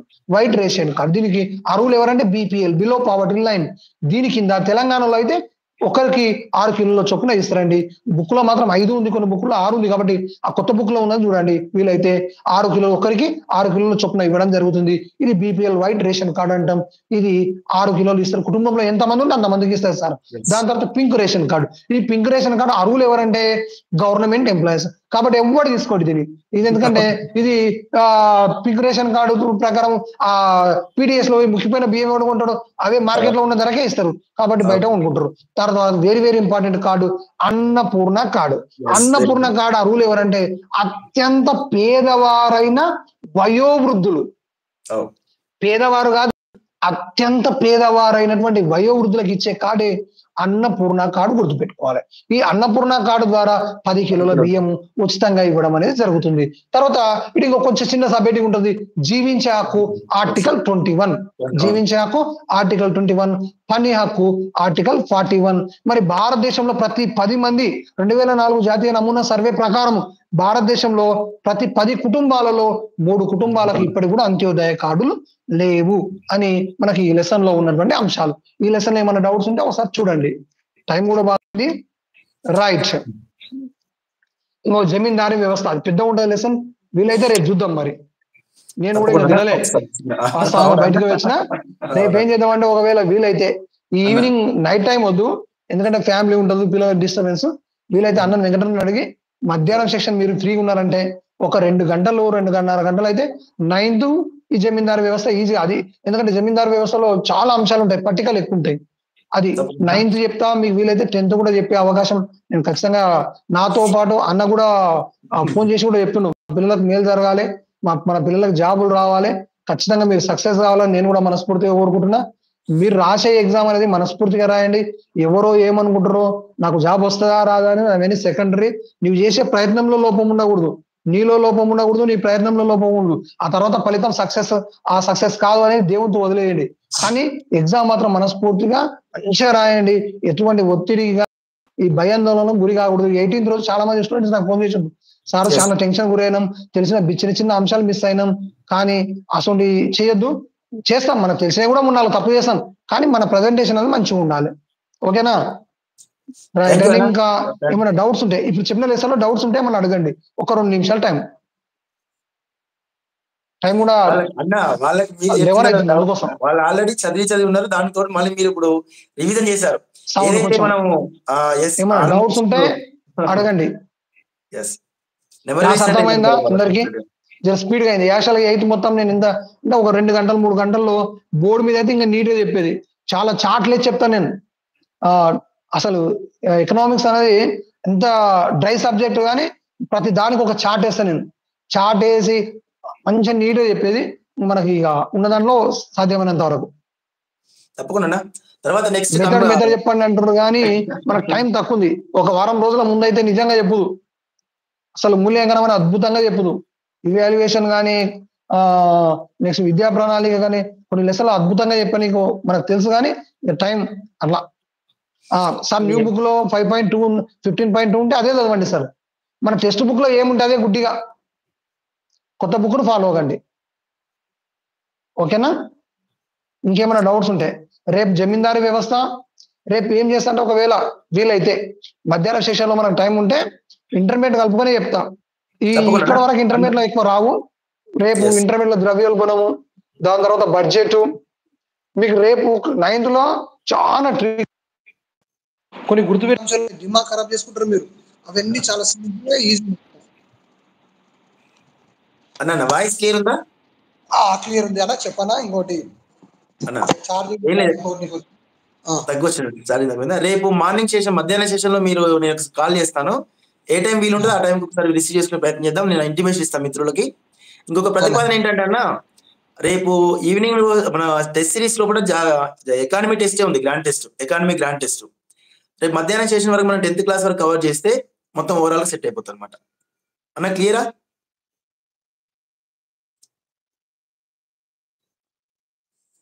అన్న వాయిస్ క్లియర్ ఉందా? జస్ట్ స్ట్రక్ అప్ అయినట్టుంది. ఎస్. సో ఎనీవే మిత్రమా, సో రేపు మధ్యాహ్నం సెషన్ వరకు మళ్ళీ ఒకసారి సార్ని ఇంటరాక్ట్ చేసుకుందాం. కంప్లీట్ గా 10th క్లాస్ వరకు రిసీవ్ చేసుకొని ఇంక్లూడింగ్ ఇంటర్మీడియట్ కంటెంట్ కూడా రిలేషన్షిప్ ఏవైతే ఉన్నాయో అంటే లింక్ ఉన్న టాపిక్స్ తో డిస్కస్ చేసుకుంటూ ముందుకెళ్ళే ప్రయత్నం చేద్దాం. ఒక 2 hours 2 or 3 hours సార్ తో ఇంటరాక్ట్ అయిదాం. నైట్ టైంలో కంప్లీట్ గా మళ్ళీ 7:30 PM వరకు మనకి Venkat sir online class app లో ఏర్పాటు చేసిన టెస్ట్ సిరీస్ లోపల సో మన ఎకానమీ గ్రాండ్ టెస్ట్ ఉంటుంది. ఇప్పటి వరకు చాలా గ్రాండ్ టెస్ట్లు పెట్టాము. ఇక చివరి దశలో మీరు మాక్సిమం వీలైనంత వరకు రేపు ఎగ్జామినేషన్ హాల్లో వెల్ ప్రెజెంటేషన్ ఇవ్వడం కోసం ఆ టెస్ట్ సిరీస్ కూడా ప్లాన్ చేసుకోండి. టెస్టులు రాసే ప్రయత్నం చేయండి. చాలా ఎక్కువ మొత్తంలో ఏపీ వారికి కూడా టెస్ట్ సిరీస్ ప్లాన్ చేస్తాం మిత్రమా. టెస్ట్ సిరీస్ వాళ్ళు కూడా రిసీవ్ చేసుకోండి ఏపీ మిత్రులు ఎవరున్నా. సో త్వరలోనే మన సార్ ద్వారా ఇంకా రిమైనింగ్ మిత్ర బృందం ద్వారా ఎట్లయితే సార్ ఎట్లున్నాడో ఆ కురుమయ్య సార్ మాదిరిగానే మన యొక్క వెంకట్ సార్ టీం అంతా కూడా సేమ్ యాస్టిస్ 4 members. సో సోషల్ లో ఉన్న 4 స్తంభాలు కంప్లీట్ గా 4 స్తంభాలు లాగానే ఉంటవి. సో అలా చార్మినార్ ఎట్లయితే ఎంత దృఢత్వంగా ఉందో రిమైనింగ్ తెలంగాణ రాష్ట్రానికి ఒక చారిత్రక నేపథ్యంగా సూచిక ఉందో అదే తరహాలో సోషల్లో మిమ్మల్ని కంప్లీట్ గా సో పూర్తి స్థాయిలో మీకు సబ్జెక్ట్ అందించడం కోసం Venkat sir and team so AP Andhra Pradesh రాష్ట్ర సోషల్ కంటెంట్ నిమిత్తం మీకు అందుబాటులో ఉంటుంది. ప్లే స్టోర్కి వెళ్ళి యాప్ డౌన్లోడ్ చేసుకున్న మిత్రమా. యాప్ లో ఉన్న 2 కోర్సులు ఉన్నవి. సోషల్ కంటెంట్ కోర్స్ ఒకటి ఉంది, దాంతో పాటు టెస్ట్ సిరీస్ కోర్స్ రిసీవ్ చేసుకోండి. తెలంగాణ మిత్రులైతే తప్పకుండా ఎగ్జామ్స్ రాయండి, టెస్ట్ సిరీస్ రిసీవ్ చేసుకోండి మిత్రమా. టైం వేస్ట్ చేయకండి. సో మాక్సిమం టైం తో పోల్చి మీకు 2 days 3 days టైం ఉంది. ఈ 2-3 days కూడా ఈ 3-4 days కూడా మీకున్న టైం ఫస్ట్ రోజు ఉన్న వాళ్ళు వీళ్ళు ఎవరు ఉన్నారో ఆ ఎగ్జామ్స్ రాయండి. ఎగ్జామ్స్ రాయడం వల్ల చాలా యూస్ఫుల్ అవుతుంది. Right sir? Yes. Rapid revision మనం కూడా చేద్దాం మిత్రమా. ఎస్ తప్పకుండా. ఈ సిచ్యువేషన్ ఈ ప్రోగ్రామ్ అయితే పర్ఫెక్ట్ ఉంది కదా సార్? రైట్. ఇదైతే మీకు కన్వీనియంట్ ఉంది కదా? కన్వీనియంట్ ఉంటే కంటిన్యూషన్ ప్రయత్నిద్దాం. ఈ వీడియోని మీకు తెలిసిన మిత్రులకి తెలిసిన ఫ్రెండ్స్ షేర్ చేయండి సార్. కొంచెం మిగతా బయట ప్రపంచంతో పోల్చుకుంటే మనం కొంచెం విభిన్నంగా ఉండాలి. మీకు ఈ టైంలో ప్రిపరేషన్ కొంచెం చేదోడు వాదన ఉండాలని నేపథ్యంతో ఏర్పాటు చేశాను. రైట్ మిత్రమా? Yes. Is it clear? Right మిత్రమా. Good night all of you. So మీకు ప్రభుత్వ ఉపాధ్యాయ వృత్తిలో మీరు స్థిరపడాలని అందుకు కావాల్సిన శక్తి సామర్థ్యాలు భగవంతుడు మీ అందరికీ ప్రసాదించాలని మనస్ఫూర్తిగా కోరుకుంటూ భగవంతుడు నేను కోరుకుంటున్నా. సో కోరుకుంటూ ఈ వీడియోని ఇంతటితో ముగిస్తాం మిత్రమా. రేపు మళ్ళీ కలుద్దాం. ఓకేనా? Right sir? Yes. Thank you మిత్రమా. Thank you all viewers live మిత్రులందరూ కూడా థ్యాంక్ యూ మిత్రమా. Thank you so much. తప్పకుండా మిత్రమా. షూర్. సో టెస్ట్లు అయితే రాయండి సార్. టెస్ట్ రాయండి మీరు. అనవసరంగా మీకు ఇంత చిన్న వాటికి నాకు చాలా మంది మిత్రులు ఫోన్ చేసి మాట్లాడుతున్నారు. సో కొంచెం టెస్ట్ రాసే ప్రయత్నం చేయండి. ఓకేనా? Right sir? ఎస్. సార్ని ఒకసారి ఇంటరాక్ట్ చేసుకుని ఇంకా డౌట్స్ సార్తో ఇంటరాక్ట్ అవుతారా? సో మెథడ్స్ క్లాస్ కూడా సార్తో ఇంటరాక్ట్ చేయిస్తాను. Right sir? ఎస్. సార్ మళ్ళీ ఒకసారి లైవ్ లోకి వచ్చిండు. అన్న వాయిస్ క్లియర్ ఉందా? ఛార్జింగ్ అయిపోయింది. ఓకే. రైట్ అన్న రేపు మధ్య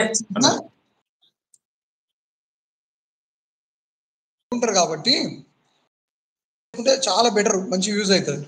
ఇంకా క్వశ్చన్ ఫ్రేమింగ్ సార్ రేపు ఎగ్జామ్ పెడతారు కాబట్టి వీలైతే కూడా క్వశ్చన్ పేపర్ కూడా నెక్స్ట్ ప్రయత్నం కూడా చేస్తానండి. తప్పకుండా. Thank you. రైట్. ఓకే అన్న. థ్యాంక్ యూ అన్న. Thank you so much.